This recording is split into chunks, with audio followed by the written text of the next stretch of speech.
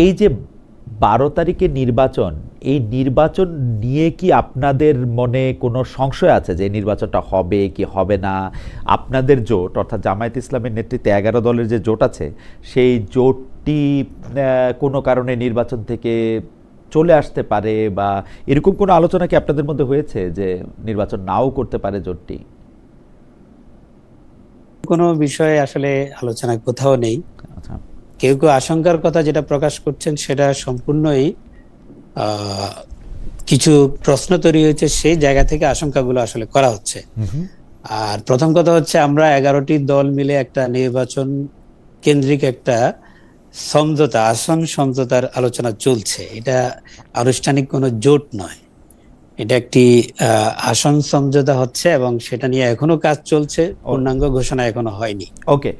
আসন আসন সমঝোতা মানে এখন হয়েছে কি ফয়সাল ভাই, নতুন নতুন অনেক জিনিস শিখতেছি। আদর্শিক জোট না, নির্বাচনের জোট।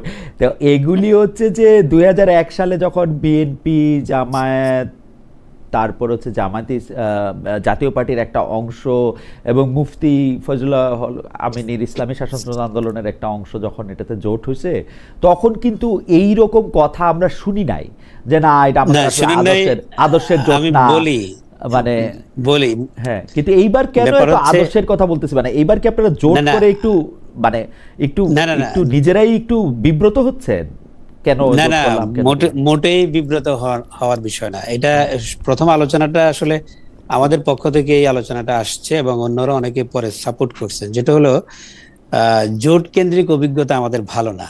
আমরা বহু বহু জোট করেছি এবং ইসলাম কেন্দ্রিক অনেক জোট হয়েছে। পরবর্তীতে দেখা গেছে এই জোটগুলো এক একটি দল হয়ে গিয়েছে এবং সেই কথাগুলো বলতে গেলে অনেক বিব্রতকর কথা আসবে, তো সেটা আমরা বলতে চাই না। কিন্তু জোট কেন্দ্রিক অভিজ্ঞতাটা ভালো না। তো সেই জায়গা থেকে প্রচুর আলোচনা পর্যালোচনার পর কিন্তু এই সিদ্ধান্তটা হয়েছে যে আমরা জোট না করে আমরা সমঝোতামূলক একটি সিদ্ধান্তে যাব এবং এই সমঝোতার মধ্যে যারা যারা আগ্রহী হবে, দেশপ্রেমিক ইসলামিক শক্তি যারা আছে, ফেসিবাদ বিরোধী যে শক্তিগুলো আছে, যারাই আগ্রহী হবে তারাই এই সমঝোতার মধ্যে আসবে। এবং এই আলোকেই মূলত আমরা সর্বশেষ যতগুলো দল আসছে, 11টার মতো দল হয়েছে এবং সেই 11টা দল হওয়ার পরে আমরা সমঝোতা নিয়ে কাজ করছি। এর আগে 8টি দল ছিল, তখন একটি ম্যাচিউরড আলোচনা হয়েছিল। পরবর্তীতে আরো 3টি দল যুক্ত হওয়ার পরে আলোচনাটা আবার নতুন করে আমাদের কিছুটা রিশিডিউল করতে হচ্ছে কিছু কিছু জায়গায়, সেজন্য একটু সময় নিচ্ছে। তো বাকি আশঙ্কার যে জায়গাগুলোর কথা বললেন, সেগুলো কিন্তু নির্বাচন হবে কি হবে না এই আশঙ্কা আমরা করছি না, বা এই জাতীয় কোনো কথাও কিন্তু এই জায়গাতে একটু বুঝে আসি। তো ধরেন আপনি যেটাকে সমঝোতা বলতেছেন, যে আসন বিভিন্ন জায়গায় দলগুলির ক্ষেত্রে যারা ইসলামের পক্ষে আছেন, বাংলাদেশপন্থী আছেন, ফেসিস্ট বিরোধী আছেন, যেভাবে আপনি আসলে যে বিশেষণগুলি আপনার ব্যবহার করলেন, তো সেইটার সাথে জোটের তফাৎটা কি? না, জোটের তফাৎটা হবে এভাবে, যদি জোট হয় সেখানে জোটের অনেকগুলো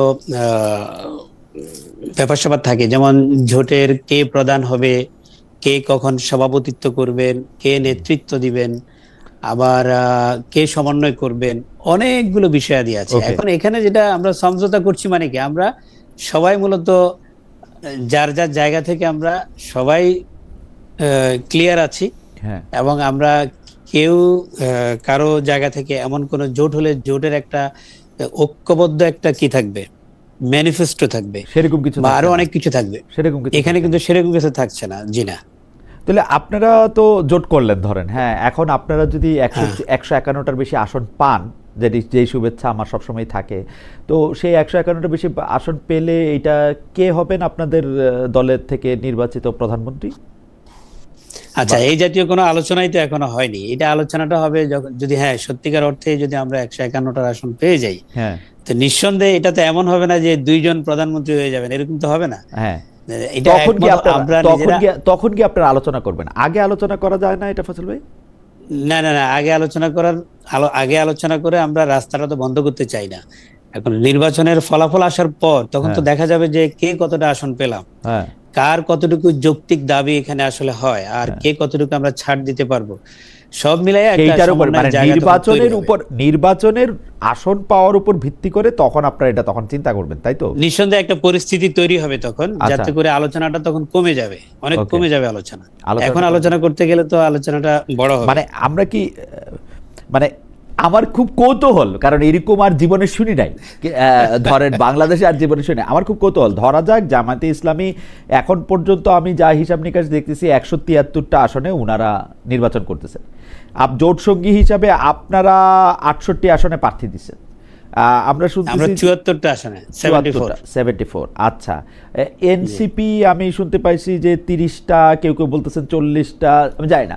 তো ঘটনা হইলো যে ধরেন জামাতে ইসলামী পাশ করলো 50টায়, আর খেলাফত মজলিস পাশ করলো ধরেন 55টায়, তাহলে সেই ক্ষেত্রে কিন্তু সব মিলে আমাদের আবার 151টার বেশি হলো, এনসিপি 30টার মধ্যে 30টাই পাইলো, তো 151টা হইলো। তো সেই ক্ষেত্রে যারা আসন বেশি পাবে তারাই কি সরকার গঠন করবে, বা মানে মানে এটা তো একটা হাইপোথেটিক্যাল কথা যে যারা বেশি আসন পাবে, হ্যাঁ সাকিব ভাই আসছেন, হ্যাঁ জি। এখানে তো বিষয় হচ্ছে যে আপনি যদি 151টা আসন পান এবং সবাই মিলে পান, হ্যাঁ, তো সরকার তো সবারই, কিন্তু সেই জায়গায় কে কোন দায়িত্বে যাবেন, কার নেতৃত্বে থাকবে, হ্যাঁ কে কোন দায়িত্বে যাবেন। একটা সেকেন্ড ডক্টর ফয়সাল, একটা সেকেন্ড, আমাদের সাথে জনাব জুনায়েদ সাকি এসে যুক্ত হয়েছেন। জনাব জুনায়েদ সাকি গণসংহতি আন্দোলনের প্রধান সমন্বয়কারী এবং ব্রাহ্মণবাড়িয়া 6 আসনে বিএনপি জোটের প্রার্থী। সাকিব ভাই, আপনাকে আমাদের অনুষ্ঠানে স্বাগত জানাই। আপনি ঢাকা শহরের একটা সাংঘাতিক যুদ্ধ করে, কারণ কিছুক্ষণ আগে আপনাদের সাথে আমার কথা হয়েছিল, সাকিব ভাই সাধারণত সবসময় অন টাইম থাকেন, আজকে উনি একটু দেরি করে আমাদের সাথে যুক্ত হয়েছেন। আমরা ডক্টর ফয়সালের সাথে কথা বলছিলাম ওই জোটের প্রকৃতি অনুযায়ী, আমরা উনার কথা শেষ করে আপনার কাছে আসছি। সাকিব ভাই, আপনাকে শুভেচ্ছা, কৃতজ্ঞতা এবং ধন্যবাদ জানাই আপনি আমাদের সাথে যুক্ত হওয়ার জন্য। সাকিব ভাই কি আমরা স্পষ্ট শুনতে পাচ্ছি? সাকিব ভাই কি একটু কথা বলবেন? শুনতে পাচ্ছেন আমাকে? হ্যাঁ, এবারে একদম স্পষ্ট, আপনি একদম পরিষ্কার আপনাকে শোনা যাচ্ছে। তো ডক্টর মোস্তাফিজুর রহমান ফয়সাল যেটা বলছিলেন যে আপনারা একটা জোট না, আপনারা একটা আসন সমঝোতার একটা নির্বাচন করছেন, এবং সেইটার ক্ষেত্রে আসলে এটা উন্মুক্ত আছে, শেষ পর্যন্ত কে কখন কোথায় এসে এটা যুক্ত হতে পারে, এবং সরকার গঠনটা আসলে কে করবেন সেইটা আসলে নির্বাচনের পরে এটা বোঝা যাবে। তো বিরোধী দল যদি আপনারা হন, তাইলেও কি এই একই ব্যাপার হবে? আসলে বিরোধী দল যদি হই, সেখানে তো সরকার গঠনের প্রশ্ন থাকবে না, আর সেখানে একজন বিরোধী দলের নেতা থাকতে হবে, একটা বিরোধী দলের নেতা থাকতে হবে, বিরোধী দলের নেতা থাকবে। সেখানে তো জোট কেন্দ্রিক কোনো আলোচনা প্রসঙ্গ আসলে থাকছে না। ওকে, যেহেতু প্রত্যেকটা দল আলাদা থাকবে এবং যার যার অবস্থান অনুযায়ী সেখানে সংসদে বিরোধী দলগুলো থাকবে। প্রধান বিরোধী দল হয়তো একটা হবে, যে সর্বোচ্চ 3য় আসন পাবে সংখ্যার দিক থেকে। সেই হিসাবে তো আপনার তিনি আসলে বিরোধী দল হবেন। হ্যাঁ, যেহেতু স্বাভাবিকভাবেই সেটাই আসে। ইন্টারেস্টিং। কিন্তু ডক্টর মোস্তাফিজুর রহমান ফয়সাল, আপনি হয়তো আমাদের মানে ইচ্ছা করলে বলতে পারেন পরে আমাদের আলোচনা প্রসঙ্গে, যে এই ব্যাপারটা আপনাদের ঠিক মানে মনোপুত হচ্ছে কিনা, এটা মন থেকেই এইটা এরকম চাচ্ছেন কিনা, নাকি কোনো একটা পরিস্থিতি আপনাদেরকে বাধ্য করতেছে এই জায়গাটাতে আসতে, সেইটা আমরা পরে আপনার কাছ থেকে শুনবো না, আপনি যদি আলোচনা প্রসঙ্গে আমাদের বলেন আর কি। আমরা একটু জনাব জুনায়েদ সাকি আপনার কাছে যাই। সাকিব ভাই, আপনি 2015 সালে উত্তর ঢাকা সিটি কর্পোরেশন নির্বাচনে মেয়র পদপ্রার্থী ছিলেন, সেই বিখ্যাত নির্বাচন যেখানে আমি সাবেক প্রধানমন্ত্রী শেখ হাসিনাকে জানতে চেয়েছিলাম যে আমরা 3 দিন পরে নিরাপদ থাকবো কিনা, স্বাধীনভাবে ইলেকশন করতে পারবো কিনা, যেটাতে উনি আমাকে হাওয়েভার, কারণ সেই ইলেকশনটিতে আপনার আমার সবারই শঙ্কা ছিল যে সেই ইলেকশনটি আসলে কতটা মিডিয়ার উপরে চাপ থাকবে, কি থাকবে। 2018 সালেও আমরা দেখেছি যে আপনি একাদশ জাতীয় নির্বাচনে আপনি ঢাকা 12 থেকে অংশ নিয়েছেন, এবার প্রথম আপনি ঢাকার বাইরে যাচ্ছেন, সেটা ব্রাহ্মণবাড়িয়া 6 আসন। এইটা কি আপনার চাওয়া বা চাওয়ার মধ্যে বা হিসাবের মধ্যে আপনার ছিল কিনা, নাকি জোটের হিসাব নিকাশের কারণে এটা আপনার করতে হলো? জোটের আসন বন্টন নিয়ে আপনারা সন্তুষ্ট কিনা? আপনার কাছে এরকম কখনো মনে হচ্ছে কিনা যে জোটের যে বড় শক্তি বিএনপি সব কিছু নিয়ন্ত্রণ করছে? আমরা দেখেছি যে ব্রাহ্মণবাড়িয়া 6 আসনে বা আপনার আশেপাশে আসনে, কারণ সবটাই তো বড় প্রভাব বিস্তার করে, যারা মনোনয়ন পান নাই বা যার মনোনয়ন পাওয়ার ইচ্ছা মানে আশা ছিল, তাদের কেউ কেউ বিদ্রোহী প্রার্থী হচ্ছে নানা জায়গায়। এই ব্যাপারগুলিকে কিভাবে মানে ডিল করতেছেন? জনাব জোনায়েদ সাকিব। প্রথম কথা, বিএনপি সবকিছু নিয়ন্ত্রণ করতেছে কিনা, আপনার যাওয়াটা আসলে আপনার ইচ্ছাধীন ছিল কিনা, যারা আপনার বিরুদ্ধে আচরণ করছেন তারা এটা কিভাবে ডিল করছে, তাদেরকে আপনি কিভাবে ডিল করছেন? জনাব জোনায়েদ সাকিব। আপনাকে ধন্যবাদ আমাকে এখানে আমন্ত্রণ জানানোর জন্য। যারা দেখছেন সবাইকে সালাম, শুভেচ্ছা, আসসালামু আলাইকুম। প্রথমে আমি দুঃখ প্রকাশ করে নিচ্ছি যে একটু দেরিতে যোগ দেওয়ার জন্য। ট্রাফিকের অবস্থা আমাদের সবারই বিবেচনা করে সময় নির্ধারণ করা দরকার, কিন্তু বুঝতেই পারছেন নির্বাচনের সময়, ফলে চাইলে অনেক সময় আসলে স্কেজুয়াল মেনটেন করা সম্ভব হচ্ছে না। আমি আবারও দুঃখ প্রকাশ করছি। আপনাকে একটু কারেক্ট করে দিই, বিএনপির সাথে আমাদের কোনো জোট হয়নি। আমরা আসলে একটা যুগপৎ ধারায় আন্দোলন করেছি, এবং আপনি জানেন যে বিএনপি, গণতন্ত্র মঞ্চ, আমাদের দল গণসংহতি আন্দোলন, জিএসএ এবং আরো 39টি দল, মোট 39টি দল, যার মধ্যে একক দল এবং জোট ইত্যাদিও আছে, তারা আমরা যুগপৎ ধারায় যার যার অবস্থান থেকে সম একটা লক্ষ্য নিয়ে কিংবা অভিন্ন লক্ষ্য নিয়ে আমরা আন্দোলন করেছি ফ্যাসিবাদের বিরুদ্ধে। এবং সেখানে একটা সুস্পষ্ট এক দফা যেমন দাবি ছিল, তেমনি 31 দফা আমাদের কর্মসূচি ছিল, অর্থাৎ ভবিষ্যৎ বাংলাদেশটার রাষ্ট্র সহ ব্যবস্থা সহ আমরা সংস্কার, নির্বাচন, সংবিধান সংস্কার পরিষদ, সেখানে সংস্কার, সংবিধানের সংস্কার করা এবং সেগুলোর বাস্তবায়ন পর্যন্ত আমাদের যে যুগপৎ ধারা, সেটাকে আমরা অব্যাহত রাখতে চেয়েছি এবং এটা অব্যাহত আছে। এবং সেটারই প্রতিফলন হচ্ছে যে বিএনপি সহ 39টি দল তারা বিভিন্নভাবে নির্বাচনের ক্ষেত্রেও এক ধরনের সমঝোতার জায়গা তৈরি হয়েছে। তবে এক্ষেত্রে এটা যে প্রশ্নটা আপনি করেছেন যে এখানে বিএনপি অনেক বেশি কর্তৃত্ব করছে কিনা, এটা নিঃসন্দেহে যে যুগপথে যারা একসাথে আমরা রাজনৈতিক দলগুলো করেছি, সবাই যে নির্বাচনী আসনে তাদের কাঙ্ক্ষিত জায়গায় প্রার্থিতা করতে পারছেন, মানে নিজেরা কাঙ্ক্ষিত আসনে প্রার্থিতা দিতে পারছেন, সেটা ঘটেনি। ফলে এটা নিয়ে বেশ অসন্তোষ, ক্ষোভ সবকিছুই আছে প্রত্যেক দলের মধ্যেই। কিন্তু শেষ পর্যন্ত যেহেতু আমরা যুগপৎ ধারাটাকে অব্যাহত রেখে এই যে বাংলাদেশের রাষ্ট্রের একটা গণতান্ত্রিক রূপান্তর করছে, এটা একটা ঐতিহাসিক মুহূর্ত, একটা জাতীয় পুনর্গঠনের কাল, এইখানে আমরা ন্যূনতম জাতীয় ঐকমত্যটা রক্ষা করতে চেয়েছি। ওইটা ছিল আমাদের প্রায়োরিটি, জাতীয় স্বার্থে, দেশের স্বার্থে। ফলে দলের স্বার্থটাকে কিছুটা ধরেন বলতে পারেন যে কম প্রাধান্য দিয়ে জাতীয় এবং দেশের স্বার্থ অধিকতর প্রাধান্য দেওয়ার কারণেই এই ঐক্যটা আমরা বজায় রেখেছি, কারণ ঐক্যটাকে আমরা জরুরি মনে করেছিলাম। ফলে এই ক্ষেত্রে বিএনপির সাথে যে অসন্তোষ আছে অন্যান্য দলগুলোর, যুগপৎ মিত্রদের, এ ব্যাপারে কোনো সন্দেহ নেই। কিন্তু এর ক্ষেত্রে যে এখনো পর্যন্ত যুগপথের ঐক্যটা যে টিকে আছে, সেটার মূল ভিত্তি হচ্ছে জাতীয় স্বার্থকে প্রাধান্য দেওয়া। দ্বিতীয়ত হচ্ছে যে আমি ঢাকা 12তেই নির্বাচন করেছিলাম, কিন্তু বাঞ্ছারামপুরে যাওয়াটা সম্পূর্ণ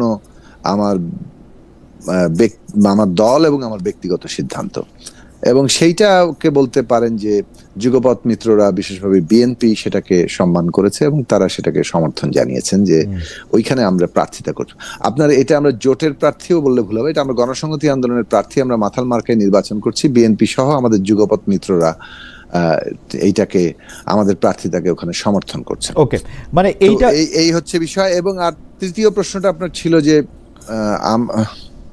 তৃতীয় প্রশ্নটা মানে আপনি আসলে তিনটা প্রশ্নেরই একরকম জবাব দিয়েছেন। আমার প্রশ্ন ছিল হচ্ছে যে আপনি এবার ঢাকার বাইরে যাওয়াটা আপনার সিদ্ধান্ত কিনা, নাকি জোটের হিসাব নিকাশের কারণে গিয়েছেন? তা আপনি বলেছেন যে এটা আসলে জোট না, একদমই আমাদের, বরং জোট মানে আমাদের জোট মিত্ররা, জোট বলতে মানে যুগপৎ মিত্ররা আমাদেরকে বরং ঢাকা নির্বাচন করার জন্য, আচ্ছা, জোটের আমাদের অনেকে পরামর্শ দিয়েছে। আমাদের প্রশ্ন ছিল জোটের বড় শক্তি বিএনপি সবকিছু নিয়ন্ত্রণ করতেছে কিনা। আপনি সেটাও পরিষ্কার বলছেন যে না, আসলে বিএনপি সবকিছু নিয়ন্ত্রণ করতেছে, ব্যাপারটা এরকম না।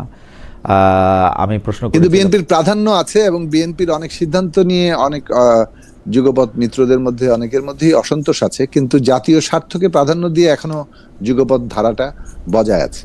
ওকে, আর ফাইনালি হচ্ছে যে আপনাকে যারা মানতে না পেরে যারা বিদ্রোহী প্রার্থী করেছিল তাদেরকে আপনি কিভাবে ডিল করছেন? তাদেরকে এইটা আমরা মনে করি যে ডিল করছি, মানে রাজনীতি তো একটা খুব সহজ-সপ্টা ব্যাপার নয়। মানে ধরুন, এটা খুবই স্বাভাবিক যে 17 বছর ধরে বিএনপির নেতাকর্মীরা প্রত্যেক জায়গাতেই এবং বিশেষভাবে বাঞ্ছারামপুরেও তারা তো সেখানে লড়াই করেছেন।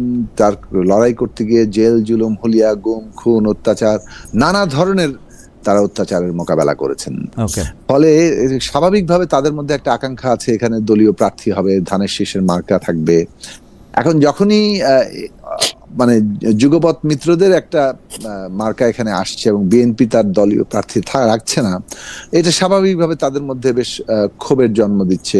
কেউ কেউ কষ্ট পাচ্ছেন, এবং আমি ব্যক্তিগতভাবে এটার প্রতি অত্যন্ত মানে কি বলতে পারেন যে তাদের যে অনুভূতি তার প্রতি আমার সম্মান আছে, এবং আমি নিজেও এটা ফিল করছি। কখনো কখনো মনে হচ্ছে যে আসলে হয়তো ইলেকশনে এই ধরনের আন্ডারস্ট্যান্ডিং না থাকলেও হতো। তো কিন্তু বাস্তবতা আমার বাড়ি বাঞ্ছারামপুর না হয়ে অন্য এক জায়গায় হলেও সেখানেও একই পরিস্থিতি তৈরি হতো। ফলে যে কয়েকটি আসনে বিএনপি আসন ছেড়েছে অথবা সমর্থন দিয়েছে অন্য দলের প্রার্থীকে, অন্য মার্কাকে, প্রত্যেকটি জায়গায় একই পরিস্থিতি আছে। এখন এইটাকে তো রাজনৈতিক ভাবে শেষ পর্যন্ত আমরা আলাপ আলোচনার মধ্য দিয়ে যাচ্ছি, এবং আমি মনে করি আমি আমার দলের পক্ষ থেকে বলতে পারি, আমরা বিশ্বাস করি যে বাঞ্ছারামপুরে আমরা যুগপৎ ধারার ঐক্যটাকে বজায় রাখতে পারবো, এবং সেই ধরনের আলাপ আলোচনার মধ্য দিয়ে আমরা একটা জায়গায় প্রায় পৌঁছে গেছি, খুব শিগগিরই আমরা জানতে পারবো। সাকিব, আমি আপনাকে হয়তো প্রশ্নটা এরকম ভাবে করতে পারতাম যে আপনি যে রাজনীতি গত 40 বছর ধরে করে আসছেন, 30 বছর 40 বছর ধরে করে আসছেন, 30-35 যত টাফ প্রশ্ন সেটা করতে থাকেন।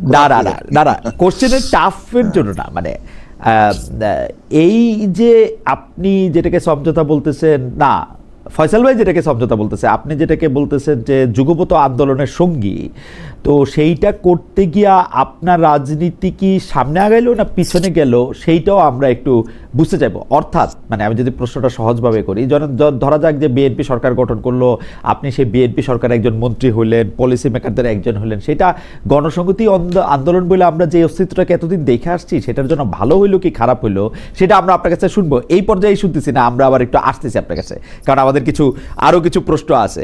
আপনার ভাষা, আপনি দোয়া করেন আপনাকে যাতে কিছু টাফ কোশ্চেন যাতে কিছু করতে পারি, কারণ আপনাকে টাফ কোশ্চেন করা কঠিন।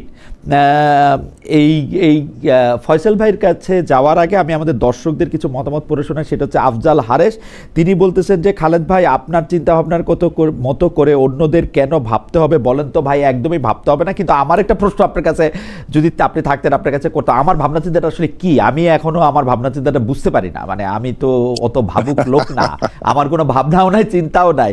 আমি চেষ্টা করি অন্য আরেকটা মানুষের ভাবনা চিন্তা বা জনগণের প্রশ্নগুলিকে সামনে আনতে। আমার ভাবনা চিন্তার মতো করে কাউরেই কোনো ভাবতে হবে না। আরেকজন দর্শক আমাকে এটা প্রশ্ন করছেন একদম স্পেসিফিকলি, এই প্রশ্নটা একটু জবাব দেই। এই প্রশ্নটা কেন হারাই ফেললাম? এই প্রশ্নটাকে আমি এতক্ষণ, অনেকগুলি প্রশ্ন আসে বলে আমি একদম মোবাইল টেলিফোনটার উপর একদম আঙ্গুলটা দিয়ে রাখছিলাম, আমার প্রশ্নটা মনে আছে, কিন্তু যিনি করছেন তার নামটা মনে নাই। তিনি, আচ্ছা যাই হোক, আর এটাকে খুঁজে সমস্যা করতেছি না, কারণ অনেক দর্শক অনেক মন্তব্য করছেন। ব্যাপারটা হলো, প্রশ্নটা হলো, আজকে যদি জামায়াতে ইসলামী জনগণের ম্যান্ডেট নিয়ে ক্ষমতায় আসে তাহলে আপনি অ্যাকসেপ্ট করবেন কিনা, আমার কাছে এই প্রশ্ন ছিল। আমি তো শুধু অ্যাকসেপ্টই করব না, আমি অবশ্যই তাদের স্বাগত জানাবো, কারণ আমার কাছে জনগণের ম্যান্ডেটই শেষ কথা।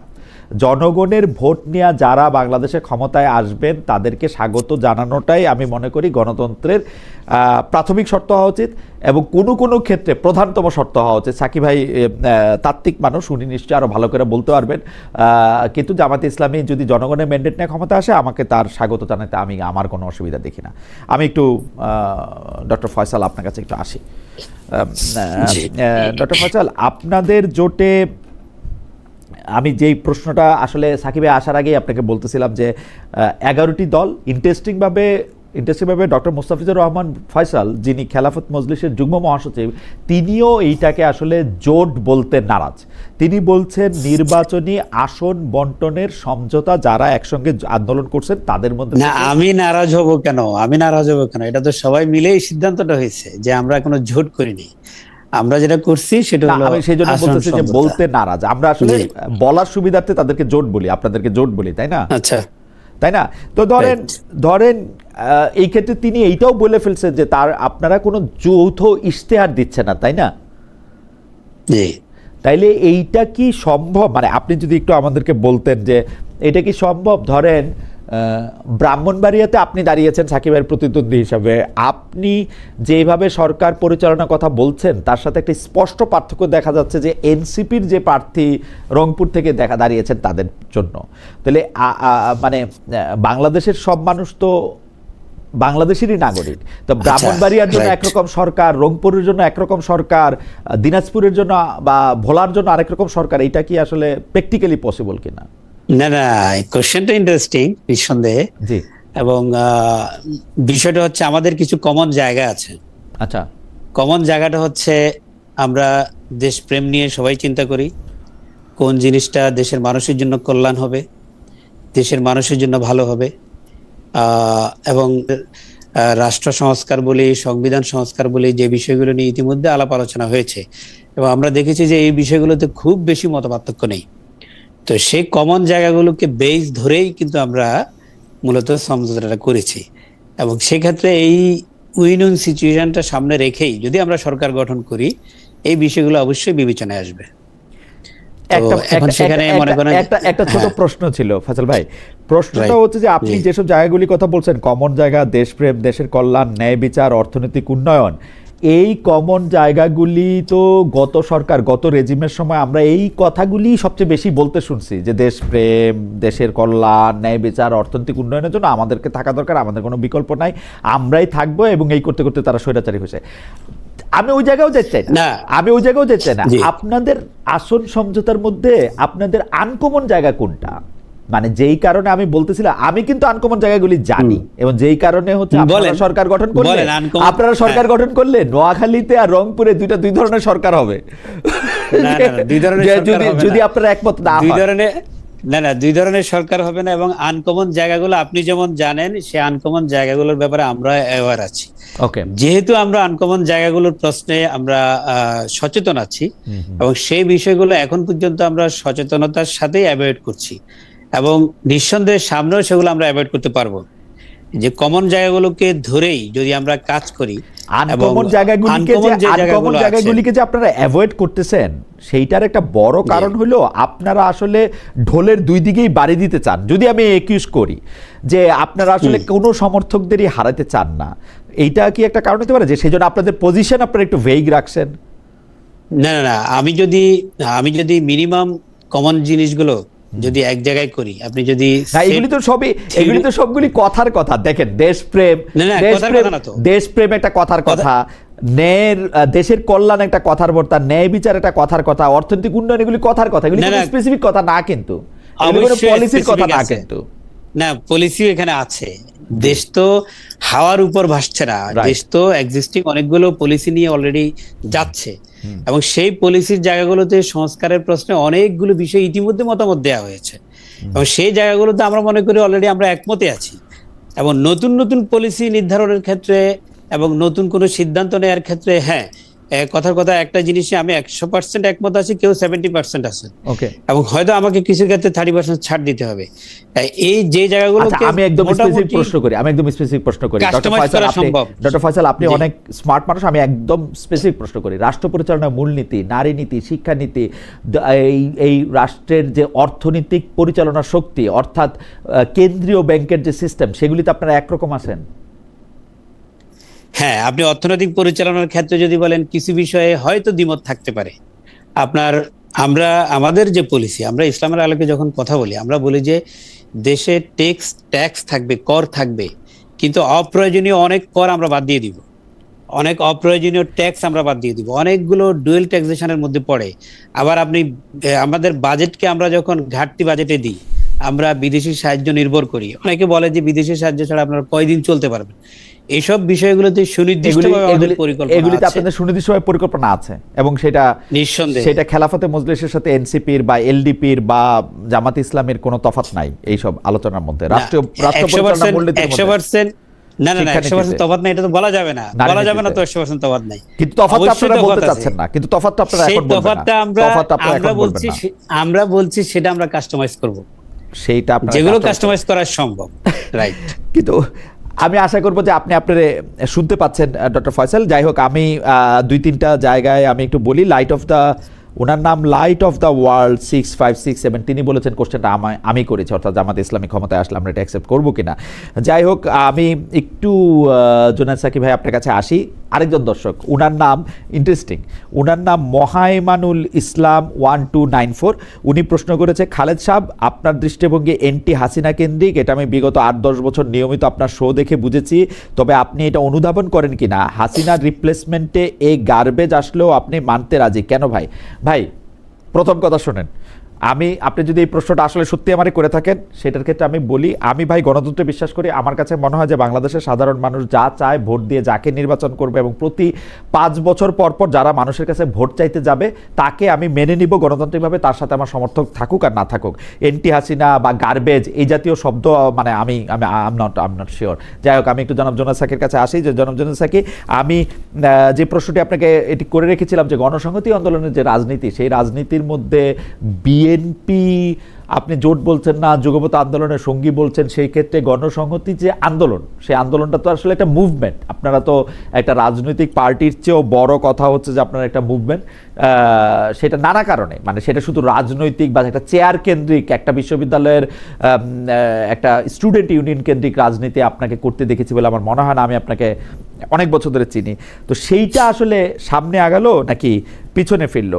কেন আমি এই প্রশ্নটা করতেছি, যে আপনি কিন্তু সংস্কারের ক্ষেত্রে শুরু থেকে আপনি কথা বলে আসছেন, মানে এই শুরু জুলাই আগস্টের শুরু না, মানে আমি যদি অন্তত পক্ষে আরো 10 বছরের কথা বলি, 10 বছরে আপনি বাংলাদেশের রাজনীতিতে একটা নতুন যুগের সূচনা করার জন্য আপনি অনেক কিছুর কথা বলছেন। সেইটার একটা মানে অন্তিম দশা এটা হইল কিনা জনাব জোনায়েদ সাকি যখন একটা আসনে ইলেকশন করবেন এবং বিএনপি যখন সেখানে কোনো প্রার্থী না দিবেন তখন? ধন্যবাদ। জি তার আগে আপনি একটু আগে যে আলোচনা করছিলেন, আমার মনে হয় একটু মন্তব্য করার সুযোগ আমার আছে, জি জি প্লিজ, অধিকারও আছে। জি প্রথমত বিএনপির সাথে আমাদের যে যুগপৎ আন্দোলনের যে কি বলতে আয়োজন কিংবা অ্যারেঞ্জমেন্ট কিংবা শর্ত বোঝাপড়া, এইটা আর সম্প্রতি হঠাৎ করে নির্বাচনের আগে এক ধরনের নির্বাচন, অর্থাৎ একটা নির্দিষ্ট বলতে পারেন বিএনপি অথবা গ্রেটার এই যুগপৎ আন্দোলনের যে 39 দলীয় একটা মানে সমঝোতা, তার বিপরীতে তারা যতটা নিজেদেরকে সংগঠিত করতে পেরেছে, এইটা একটা কোট আনকোট বলতে পারেন অনেকে, আমি সরাসরি বলবো এটা এক ধরনের সুবিধাবাদী নির্বাচনী ঐক্য। এর মধ্যে কোনো ফান্ডামেন্টাল পলিসি লেভেল ঐক্য গড়ে ওঠেনি।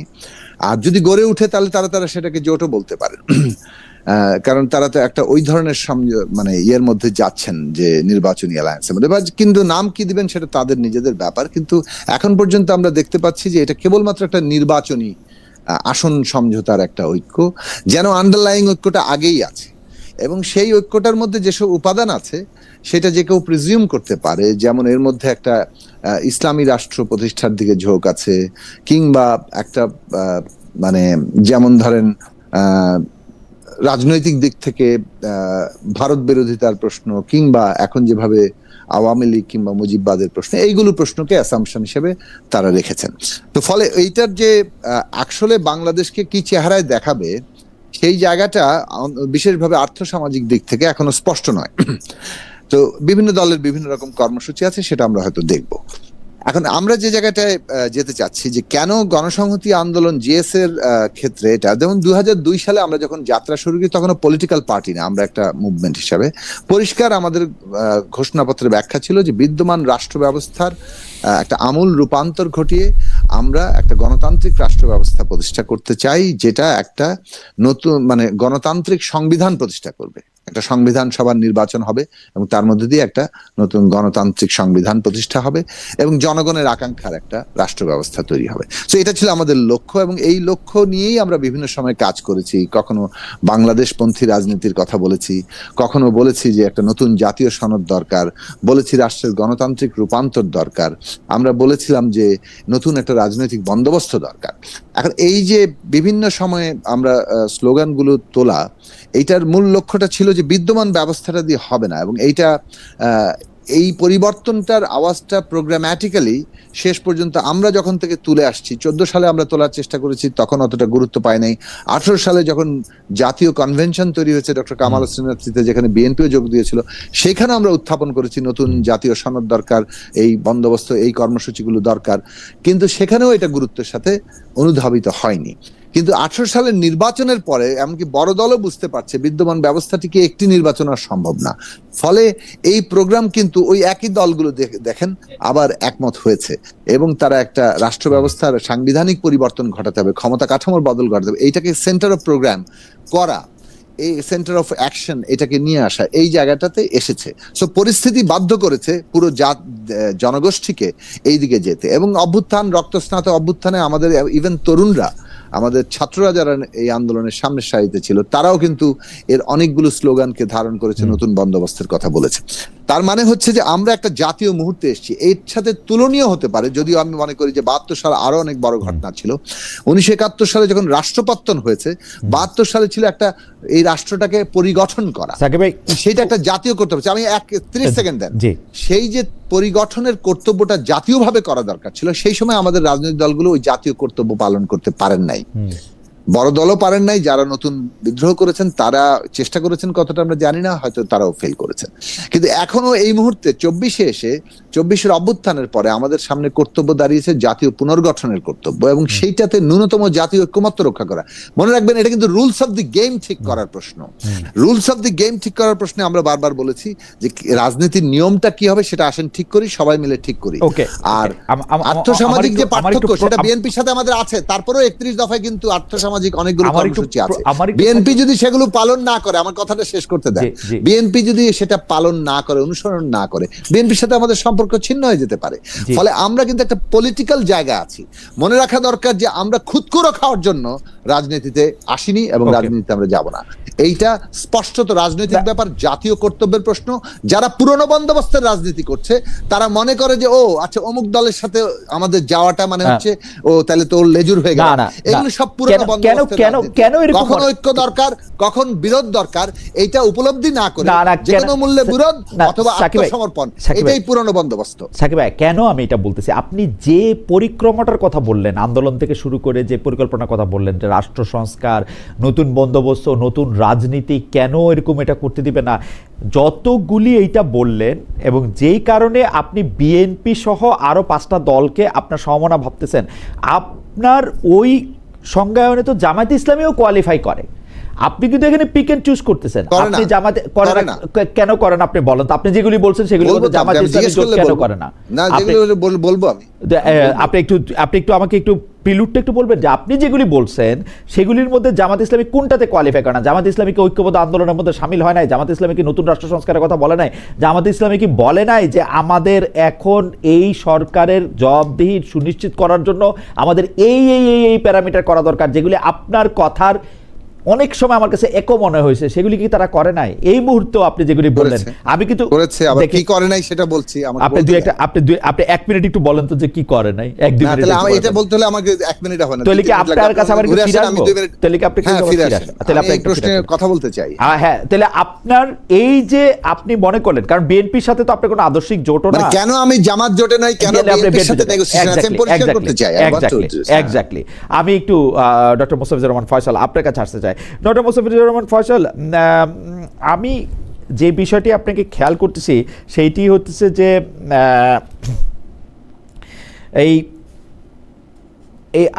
এনসিপি নেতাদের মধ্যে থেকে যারা আসলে নির্বাচনের সমন্বয়ক যিনি আছেন, আমি জনাব আসিফ মোহাম্মদ সজীব ভূঁইয়া, তিনি অভিযোগ করেছেন যে এই সরকারের মধ্যে এই সরকারের মধ্যে থেকে আসলে যেটাকে বলা হচ্ছে লেভেল প্লেইং ফিল্ড, সেটা আমরা দেখতে পাচ্ছি না।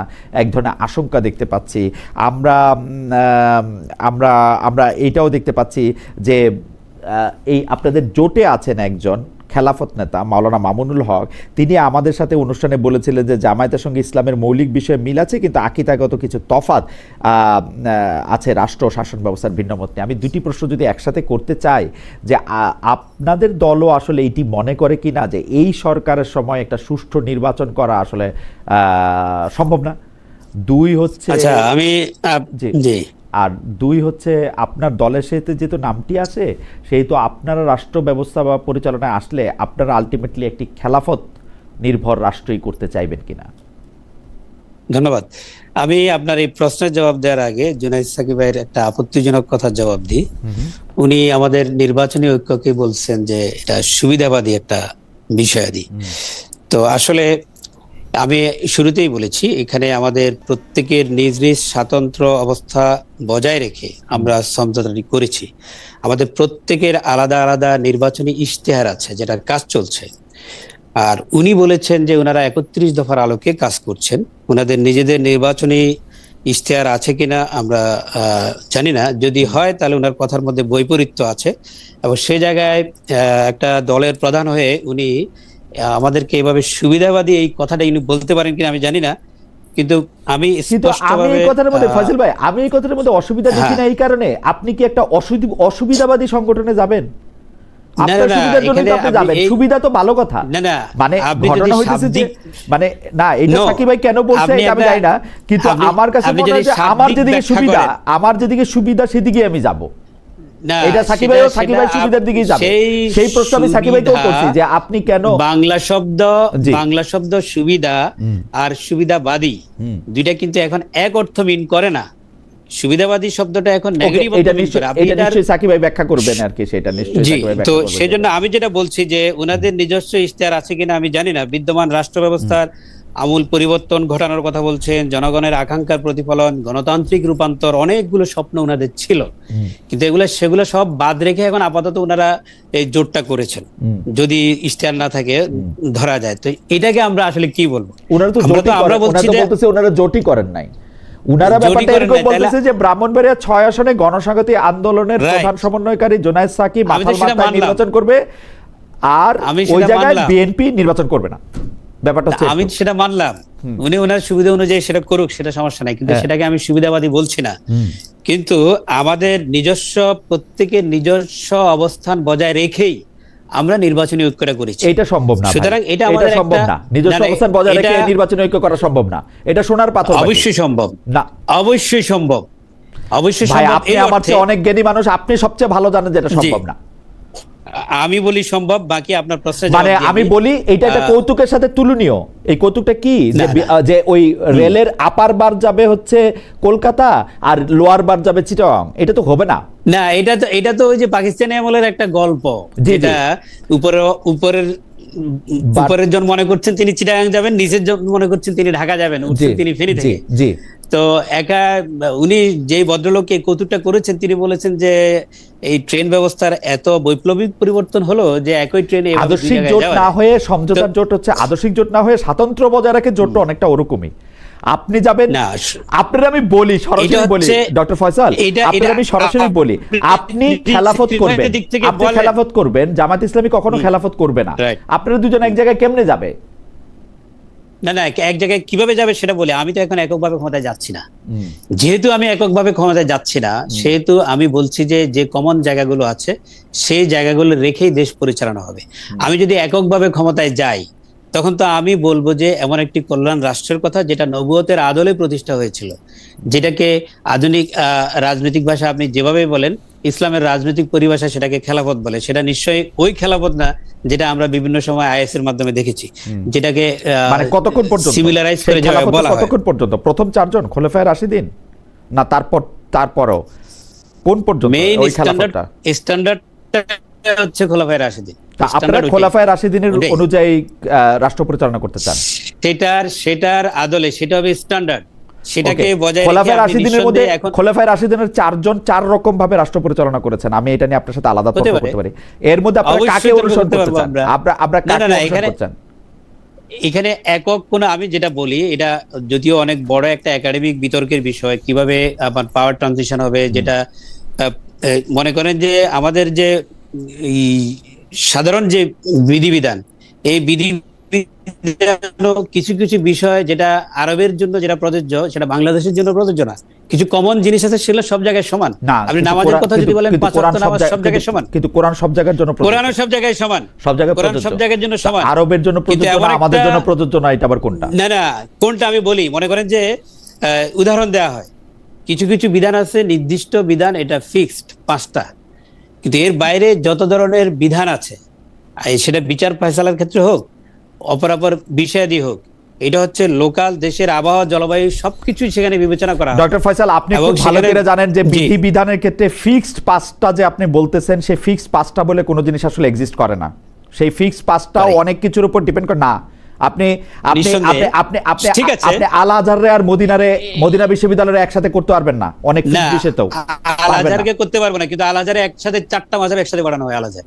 হ্যাঁ পড়ানো হয়, কিন্তু চারটা- কিন্তু ও হ্যাঁ, কোনভাবে পরিচালিত হবে সেটা দিয়ে আপনি মদিনা বা মক্কার সুরারে একসাথে করতে পারবেন না আপনি। না, আপনি সেক্ষেত্রে আপনি যেটাই ফলো করবেন পূর্ণাঙ্গ ফলো করতে হবে।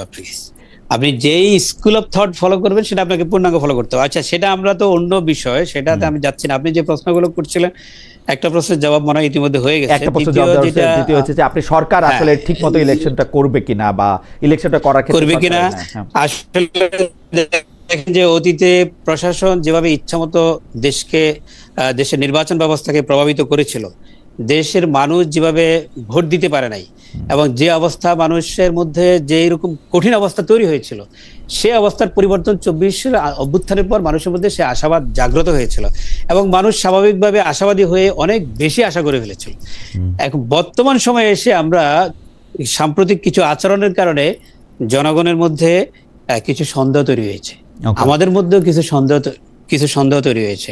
সেগুলো যেমন কিছু নিরাপত্তাহীনতা, নিরাপত্তার ঝুঁকি তৈরি করেছে। সেটা হাদি ইস্যুর কথা বলেন, তারপর আপনি এই যে স্বেচ্ছাসেবক দলের একজন জয়েন্ট সেক্রেটারি, তাকে খুন করা হলো। তো এই যে রুট লেভেলে অহরহ অনেকগুলো ঘটনা ঘটছে, যেগুলো নিউজ পত্রিকায় বরাবর আসছে, এবং সরকারের পক্ষ থেকে এটা কতটা ভয়াবহ হলে হয় যে সরকার অফার করছে যে গানম্যান নেন, এভাবে এটা করেন, এটা করেন। তো এতে করে পরিস্থিতি বোঝা যাচ্ছে যে নিরাপত্তার যে ঝুঁকিটা তৈরি হয়েছে, এতে করে প্রথমত একটা সংশয় তৈরি হয়েছে। দ্বিতীয়ত হচ্ছে নির্বাচন কমিশনের পক্ষ থেকে যে রিটার্নিং অফিসাররা, জেলা প্রশাসকরা যেই আচরণ দেখিয়েছে এবার, আমরা খুবই আতঙ্কিত এই বিষয়টা নিয়ে। যেমন ধরেন যে যাচাই বাছাই, একই ধরনের ইস্যু, একই প্রবলেম, এক জায়গায় Okay. ছেড়ে দেওয়া হলো, অন্য জায়গায় অন্য প্রার্থীকে আটকিয়ে দেওয়া আমার হলো। মনে হয় যে তো- আপনি আপনার পয়েন্ট একদম পারফেক্টলি মেক করছেন। আমি একটু সাকিবের কাছে আসি। সাকিব ভাই, দুইটা প্রশ্ন আপনার সম্পর্কে একটা মন্তব্য করছেন ডক্টর ফয়সাল, সেটাও নিশ্চয়ই আপনি বলবেন। দুইটা প্রশ্ন তিনি তুলছেন। শেষে বলে একটা- দিই, আরেকটা কথা বলে দিই। আমার আসনে আমি ফেনী 2-তে ইলেকশন করেছি, সেখানে ফেনী 3-এ আব্দুল রাওয়াল মিন্টু সাহেব সেখানে ইলেকশন বা যাচাই বাছাই পর্বের সময় উনার যখন বলা হলো যে এটা বৈধ, সাথে সাথে সবাই তার লোকরা তো তালি দিচ্ছে, সাথে সাথে ওখানে প্রশাসনের যারা ছিল, পুলিশের যারা ছিল, সবাই সমানে তালি দেওয়া শুরু করছে। এই ঘটনা এক জায়গায় না, আরো কয়েক জায়গায় কিন্তু না, ঘটেছে। পুলিশের সবাই এই- তালে আমি এটা দেখছি ভাইয়া। মানে ঘটনা হইতেছে যে জি, এই জি, পুলিশের বলেন। একজন সদস্য, তাও তাকে খুব তরুণ সদস্য মনে হয়, তিনি পেছনে দাঁড়াইছিলেন, মানে তিনি তালে দিয়া ফেলছেন, সেইটাতে বোঝা গেল পুরো পুলিশ প্রশাসন তার পক্ষে। এটা আমি মানতে রাজি না। আচ্ছা, এইটা আমি একটা মানতে উদাহরণ রাজি না। হিসেবে এটা বলছি আমার কাছে আমি। মনে হয় যে এটা আচ্ছা, মানতে রাজি না, এবং তিনি খুবই মানে এরকম কোনো সিগনিফিকেন্ট পুলিশ অফিসারও না। এখন মানে নানা জায়গা থেকে নানা কিছু ব্যাখ্যা করলে এখন হয়তো এরকম হইতে পারতো, আপনি যেরকম একটা ভালো লোক, এরকম হইতে পারতো যে অন্য আপনার প্রতিদ্বন্দ্বীর কোনো ক্ষেত্র আপনি একটু খুশি হইলেন। এখন আমি এটা টেলিভিশনে দেখাইলাম যে উনি তো তার প্রতিদ্বন্দ্বীর ইয়েতে খুশি হয়ে যায়। মানে আমি বলতেছি না, যে সেটা এটা তো খুবই আলাদা। আপনার একটা কাট্টর। প্রতিদ্বন্দ্বী আবার আপনার বন্ধু হতে পারে। রাইট, সেটা তো অন্য বিষয়। খুবই কাট্টর, মানে উনি হাততালি দিচ্ছে। যাই হোক, তবুও মানে পুলিশদের মধ্যে অতি উৎসাহ তো দেখা যাচ্ছে। এটা সাকিব মানে এটা কথার কথা আমি সিম্পটম হিসেবে বললাম, আরো তো অনেকগুলো ঘটনা আছে। রাইট, সাকিব ভাই এগুলি জবাব দিবেন যে প্রশাসনের ক্ষেত্রে একই রকম কারণে প্রশাসন দুই রকম না, আমি আচরণ শুরুতে করতেছে কিনা। এটা করি, আমার যে সাকিব ভাই দুই তিনটা জিনিস একটু আপনাকে এই প্রস্তাবনাটা করে নিতে হবে। আপনার কাছে তো সবগুলি আছে, আমি খালি যে দর্শকদের মধ্যে একজন, ওনার নাম অল স্টার BD 24, তিনি বলছেন যে খালেদ ভাইকে একজন দেশপ্রেমিক হিসাবে ভালোবেসেছিলাম, বাট 5 তারিখের পর থেকে ধীরে ধীরে বুঝতে পারলাম আপনি সেই ইন্ডিয়ান মাল। Thank you so much. আমি দর্শকদের কাছে আরেকটি প্রশ্ন করেছিলাম যে মানে আমাদের জরিপের জন্য একটি প্রশ্ন করেছিলাম যে সরকার একটি দলের দিকে হিসেবে ব্যবহার করেছি। মানে যখন ধরেন পলিটিক্যাল জায়গাটা স্পষ্ট না, যেমন উনি বলছেন যে আমাদের কোনো কর্মসূচি, অভিন্ন কর্মসূচি নাই কেন? মানে অভিন্ন কর্মসূচি ছাড়া আপনার সমঝোতা হয় কিসের ভিত্তিতে? যেমন আমরা বিএনপি কিন্তু এরকম বলেছিল যে ফ্যাসিবাদের বিরুদ্ধে আসেন আমরা যে লড়ি, আমরা কিন্তু বলেছি না, এভাবে আমরা লড়তে পারবো না। আপনি কি টার্মসে লড়বেন, কি লক্ষ্যে লড়বেন, সেটা আমাদের সাথে পরিষ্কার করতে আপনার হবে। কাছে কি পরিষ্কার হয়েছে? অফকোর্স তখন আমরা আমাদের আমরাই তো পরিষ্কার না, বিএনপি কি টার্মস না, আপনি পরিষ্কার না হতে পারেন, আমরা পরিষ্কার ছিলাম এবং জাতিকে আমরা পরিষ্কার করার চেষ্টা করেছি। এটাতে যদি ডক্টর ফয়সাল আপনাকে খালেদ, আমি সুবিধাবাদ বলে বলতে দিবেন খালেদ, জি, প্রবলেম করে জি। আমাকে মানুষের কাছে কনফিউশন রাখা যাবে না। আচ্ছা, ঠিক আছে। আমরা গণসংহতি আন্দোলন জিএসএ 14 দফা দিয়েছিলাম, গণতন্ত্র মঞ্চ আমরা 14 দফা দিয়েছি, বিএনপি 27 দফা দিয়েছে, এবং তারপরে আমাদের এই 14 দফা 27 দফা অন্যান্য দলগুলোর নানান দফা সহ আমরা বসে 31 দফা প্রণয়ন করেছি। কাজে 31 দফা একটা সুনির্দিষ্ট রাজনৈতিক লক্ষ্য, যেখানে রাষ্ট্র ব্যবস্থা পরিবর্তন এবং আর্থসামাজিক রূপান্তরের একটা কর্মসূচি আছে। সেটা নিয়ে অনেক দ্বিমত থাকতে পারে, এটাকে ইনঅ্যাডিকুয়েট, অপর্যাপ্ত ভাবতে পারেন। যতটুকু আমরা একমত তখন হতে পেরেছিলাম তখনই হয়েছে। আচ্ছা, সেকেন্ড থিং হচ্ছে যে এই লক্ষ্যটার ভিত্তিতে আমরা এক দফা অর্থাৎ সরকার পতন আন্দোলন শুরু করেছি, কিন্তু এক দফার মধ্যে বলা ছিল যে সরকার পতন এবং শাসন ব্যবস্থার বদল, এই দুটো খুব গুরুত্বপূর্ণ উপাদান হচ্ছে এক দফা। এখন এই ভিত্তিতে আমরা লড়াই করে এসেছি। কাজে আমাদের এটার কিন্তু একটা সুনির্দিষ্ট লক্ষ্য আছে। এই লক্ষ্য রাজনৈতিক লক্ষ্য ছাড়া কেবলমাত্র ধরুন একটা ইলেকশন ফেস করার যে কোনো ধরনের সমঝোতাকে আপনি তো সুবিধাজনক সমঝোতাই বলবেন। ফলে এটা পলিটিক্যালি অপরচুনিস্ট টার্ম নেয়। এটাতে যদি উনি দুঃখ পান, আমি কোনো দুঃখ দেওয়ার আমার কোনো লক্ষ্য নাই, এবং আমি আসলে খুব রূঢ় সমালোচনাও করি না, আমি পলিটিক্যাল পয়েন্টটা তুলতে চাই। আমি মনে করি যে কেন বিএনপি জোট, কেন বিএনপির সঙ্গে যুগপৎ আন্দোলন, কেন জামাতের সাথে না, বা কেন যুগপৎ সঙ্গে? আসতেছি, বরং আমি মনে করি আমার যদি ধরেন মন্তব্য জানতে চান, যদি ওনারা জানতে চান নাই, 11 দল যেটা হয়েছে তারা যে ইলেকশন ফেস করছে তাদের একটা কমন মিনিমাম লক্ষ্য থাকলে এটাকে তারা পলিটিক্যালি ব্যাখ্যা করতে পারবে যে হ্যাঁ এই কারণে আমরা করেছি। তখন আর হয়তো আমি সুবিধাবাদী শব্দটা বলবো না, এই জায়গাটা আমি পরিষ্কার করে রাখলাম। তো আর যার ম্যানিফেস্টো থাকবেই, ধরেন 31 দফা থাকার পরও গণসংহতির ম্যানিফেস্টো থাকবে, বিএনপিরও ম্যানিফেস্টো থাকবে, অন্যান্য যুগপৎ সঙ্গীদের ম্যানিফেস্টো থাকবে। বিএনপির ম্যানিফেস্টোতেই দেশ পরিচালিত হবে, তাই তো? বিএনপি যদি সংখ্যাগরিষ্ঠতা পায় এবং অলরেডি আমাদের এই সমঝোতার মধ্যে বিএনপি পেলে সংখ্যাগরিষ্ঠতা পাবে, আমাদের সিটের যে সংখ্যা, সেটা তো কথার আড়াল দেওয়া হইলো সাকিব ভাই, মানে একই তো কথা হইলো। মোটেই কথার আড়াল দেওয়া হলো না। দেখুন, একটা দল আমরা যখন আমাদের ম্যানিফেস্টো দিচ্ছি, আমরা একটা আসনেও যদি জয়লাভ করতে পারি, অথবা আমাদের যে অন্যান্য প্রার্থীরা ওপেন সিটে আছে, আমরা কিন্তু সব সিট ছেড়ে দিইনি। 280 সিটে বিএনপিকে আমরা সমর্থন দিচ্ছি, আবার কয়েকটি 15টি সিটে কিন্তু আমরা নিজেদের প্রার্থীতা নিয়ে ইলেকশন করছি, সেখানে বিএনপির সাথে সমঝোতা হয়নি। ধানের শীষ আছে, মাথালো আছে। কাজে ইলেকশন একই ধরনের হবে, সেইটা নতুন নতুন পদ্ধতি ধরন কিন্তু সামনে আসছে এবং সেগুলো বাস্তবতার নিরিখে আসছে। যেটা আমরা বলছি সেটা হচ্ছে যে আমরা যে কি বলে এটাকে ম্যানিফেস্টোটা দিচ্ছি, সেই ম্যানিফেস্টোটা হচ্ছে আমরা কি মনে করি, আমাদের দল কি মনে করে, কি পরিবর্তন হবে, সেটা নিয়ে আমরা কিন্তু বিএনপির সাথে আমাদের স্ট্রাগলটা চলবে। ব্যবস্থা যেখানে আরো অধিকার এবং জবাবদিহির জায়গা সৃষ্টি হবে, সেইটার সাথে ফান্ডামেন্টালি আমরা বলবো জামাত ইসলামী সহ ইসলামী আন্দোলন, খেলাফত মজলিস, তারা একটা ইসলামী রাষ্ট্র অথবা খেলাফত কায়েম করার জন্য ঘোষণা দিয়ে লড়ছে। তাদের ঘোষণাপত্র দেখেন, দুইটার সাথে পার্থক্য আছে। আপনি পপুলার সভারেন্টির দল এবং এই খেলাফত প্রতিষ্ঠার দলের মধ্যে কিন্তু পার্থক্যর জায়গাটা পরিষ্কারভাবে আছে। ফলে আমরা যখন গণতান্ত্রিক রাষ্ট্র ব্যবস্থার জন্য লড়ি, তখন আমরা রাজনৈতিক ঐক্যের দিক থেকে এই যারা গণতান্ত্রিক রাষ্ট্র ব্যবস্থার জন্য নিজেদের ঘোষিত অবস্থান আছে, তাদের সাথেই ন্যূনতম ঐক্যের জায়গাটাকে বিবেচনা আমার দুইটা স্পেসিফিক প্রশ্ন আছে। একটু দ্রুত শেষ করেন। আমার দুইটা স্পেসিফিক প্রশ্ন। আপনি যেটা বলেছেন যে জামাত ইসলামী সহ ইসলামী আন্দোলন কিংবা খেলাফত মজলিস সহ আমরা যে 63টি রাজনৈতিক দল নির্বাচন বর্জন করেছিলাম, তারা কিন্তু যারা আমরা পেরেছি যুগপৎ ধারায় করেছি, যারা যুগপৎ ধারায় আসতে পারেনি তারা কিন্তু যার অবস্থান থেকে করেছে। জামাত আন্দোলন করেছে, অন্যরা আন্দোলন করেছে, লক্ষ্য ছিল শেখ হাসিনার ফ্যাসিস্ট সরকারের পতন। সেই যে ন্যূনতম আবার একটা বন্ডেজ আছে, সেটা হচ্ছে ফ্যাসিবাদের পতন ঘটিয়ে গণতন্ত্রের পথে হাঁটা। তার জন্য কিন্তু আমরা এই যে ন্যূনতম জাতীয় ঐক্যমত্যের ভিত্তিতে যে আমরা জুলাই জাতীয় সনদ তৈরি করা, সংস্কারের ব্যাপারে ঐক্যমত্য, এগুলোতে আমরা গিয়েছি। কিন্তু এই সংস্কারের প্রক্রিয়ার মধ্য দিয়ে পলিটিক্যাল পার্টি হিসেবে আমাদের যে গণতান্ত্রিক ব্যবস্থার লক্ষ্য আর জামাত কিংবা খেলাফত মজলিস যে রাজনৈতিক লক্ষ্য, বিএনপির রাজনৈতিক লক্ষ্য, এর মধ্যে আমরা মনে করি যে বিএনপির রাজনৈতিক লক্ষ্যের মধ্যে যেহেতু গণতান্ত্রিক রাষ্ট্র প্রতিষ্ঠার জায়গা আছে, সেটা তারা কতটা মানবে আর মানবে না সেই প্রশ্ন পরীক্ষা দিতে হবে। কিন্তু সেই জায়গাটাতে আমরা তাদের সাথে অধিকতর নৈকট্য বোধ করেছি এই জায়গাতে। কিন্তু ব্রডার ক্ষেত্রে ন্যূনতম জাতীয় ঐক্যমত্যের কথা গণসংহতি বারবার বলে যাচ্ছে যে এই উত্তরণ পর্বে এমনকি জামাত সহ পুরো আমরা যারা ফ্যাসিবাদ বিরোধী লড়াই করেছি, আমরা যারা এই জুলাই সনদ তৈরির ওই কি বলে প্রক্রিয়ার মধ্যে ছি, আমাদের প্রত্যেকের একটা ন্যূনতম ঐকমত্য বজায় রাখা দরকার রুলস অফ দ্য গেম ঠিক করার ক্ষেত্রে। আর রুলস অফ দ্য গেম ঠিক করার ক্ষেত্রে আপনি যে প্রসঙ্গগুলি তুলেছেন সেই প্রসঙ্গগুলি নিয়ে আপনার সাথে আমার একটা প্রশ্ন আছে, সেই প্রশ্নটা আমি একটু করে রাখতে চাই। তার আগে তন্ময় AST 5691 তিনি বলেছেন যে নেগেটিভ কমেন্ট করার জন্য উপস্থাপক সবচেয়ে বেশি দায়ী, কারণ তিনি সবসময় শুধু নেগেটিভ কমেন্টগুলি পড়েন। হ্যাঁ, আমি নেগেটিভ কমেন্ট যারা করেন তাদের সাথে এঙ্গেজ হতে চাই। ভালো কমেন্ট যারা করেন, আমি অনেক ভালো সাংবাদিক বা অনুষ্ঠানটা অনেক ভালো হচ্ছে, সেইগুলি কমেন্ট পড়া না পড়া আমার কাছে একরকমই মনে হয়। একজন যেমন এটা বলতেছেন যে আমি আপনাকে জামাতের ইসলাম জামাতের এজেন্ট মনে হয় এবং কোন আসন থেকে নির্বাচন করবেন। যাকে এই প্রশ্নটার আলোকে একটু প্রশ্ন করি সাকিব আপনার কাছে, আপনি গণতান্ত্রিক রাষ্ট্র ব্যবস্থার লক্ষ্য ন্যায় বিচার, মানবিক মর্যাদা, সামাজিক সাম্য, অধিকার ইত্যাদির প্রশ্নে আপনার কাছে মনে হয়েছে যে জামাতি ইসলামের লক্ষ্যটা আলাদা, তাদের লক্ষ্য গণতন্ত্র না, অথচ আপনি যে দলটির সাথে যুগপত সঙ্গী হিসেবে যাদের সাথে আন্দোলন করতেছেন তাদের দলের মধ্যে আমি কখনো গণতন্ত্র দেখি নাই, আমি বরং জামাতি ইসলামের মধ্যে এর চেয়ে বেশি গণতন্ত্র দেখছি।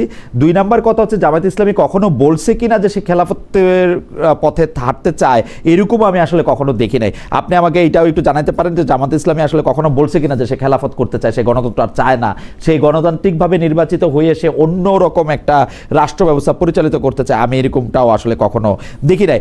অন্যদিকে হচ্ছে যে আপনি বলতেছেন যে এইসব দলের মধ্যে বা যেসব জোটের মধ্যে যেই জোটসঙ্গীদের মধ্যে যাদের মধ্যে আপনি এই ধরনের লক্ষণ দেখতে পাচ্ছেন তাদের সাথে আসলে আপনি না চলাটাকেই আপনি সঙ্গত মনে করতেছেন, এটা একটা কাজ।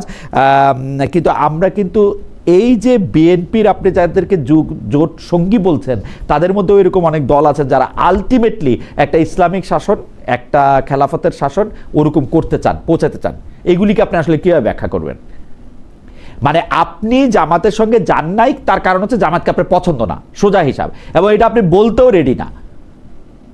আপনি বিএনপি আর জামায়াতকে যে জায়গা থেকে আলাদা করতেছেন সেই জায়গা থেকে আপনি অনেক কষ্ট করে আলাদা করতে হইতেছে কিনা সেটা হচ্ছে আমাদের প্রশ্ন। না দেখুন, মানে জামাত ইসলামের সাথে কিন্তু আমি বলেছি তারা ডাইরেক্টলি খেলাফতের কথা, আমি খেলাফতে মজলিস খেলাফতের কথা বলেছে। জামাত ইসলামের ক্ষেত্রে ইসলামী রাষ্ট্রের কথা বলা আছে, তারা শরিয়া আইন চালু করার প্রশ্ন আছে, সুতরাং সেই জায়গাটাতে তাদের সাথে আমাদের যেমন পার্থক্য, গণতান্ত্রিক রাষ্ট্র ব্যবস্থা আর মানে এই দুটো একসাথে আমরা মনে করি না যে এটা সঙ্গতিপূর্ণ।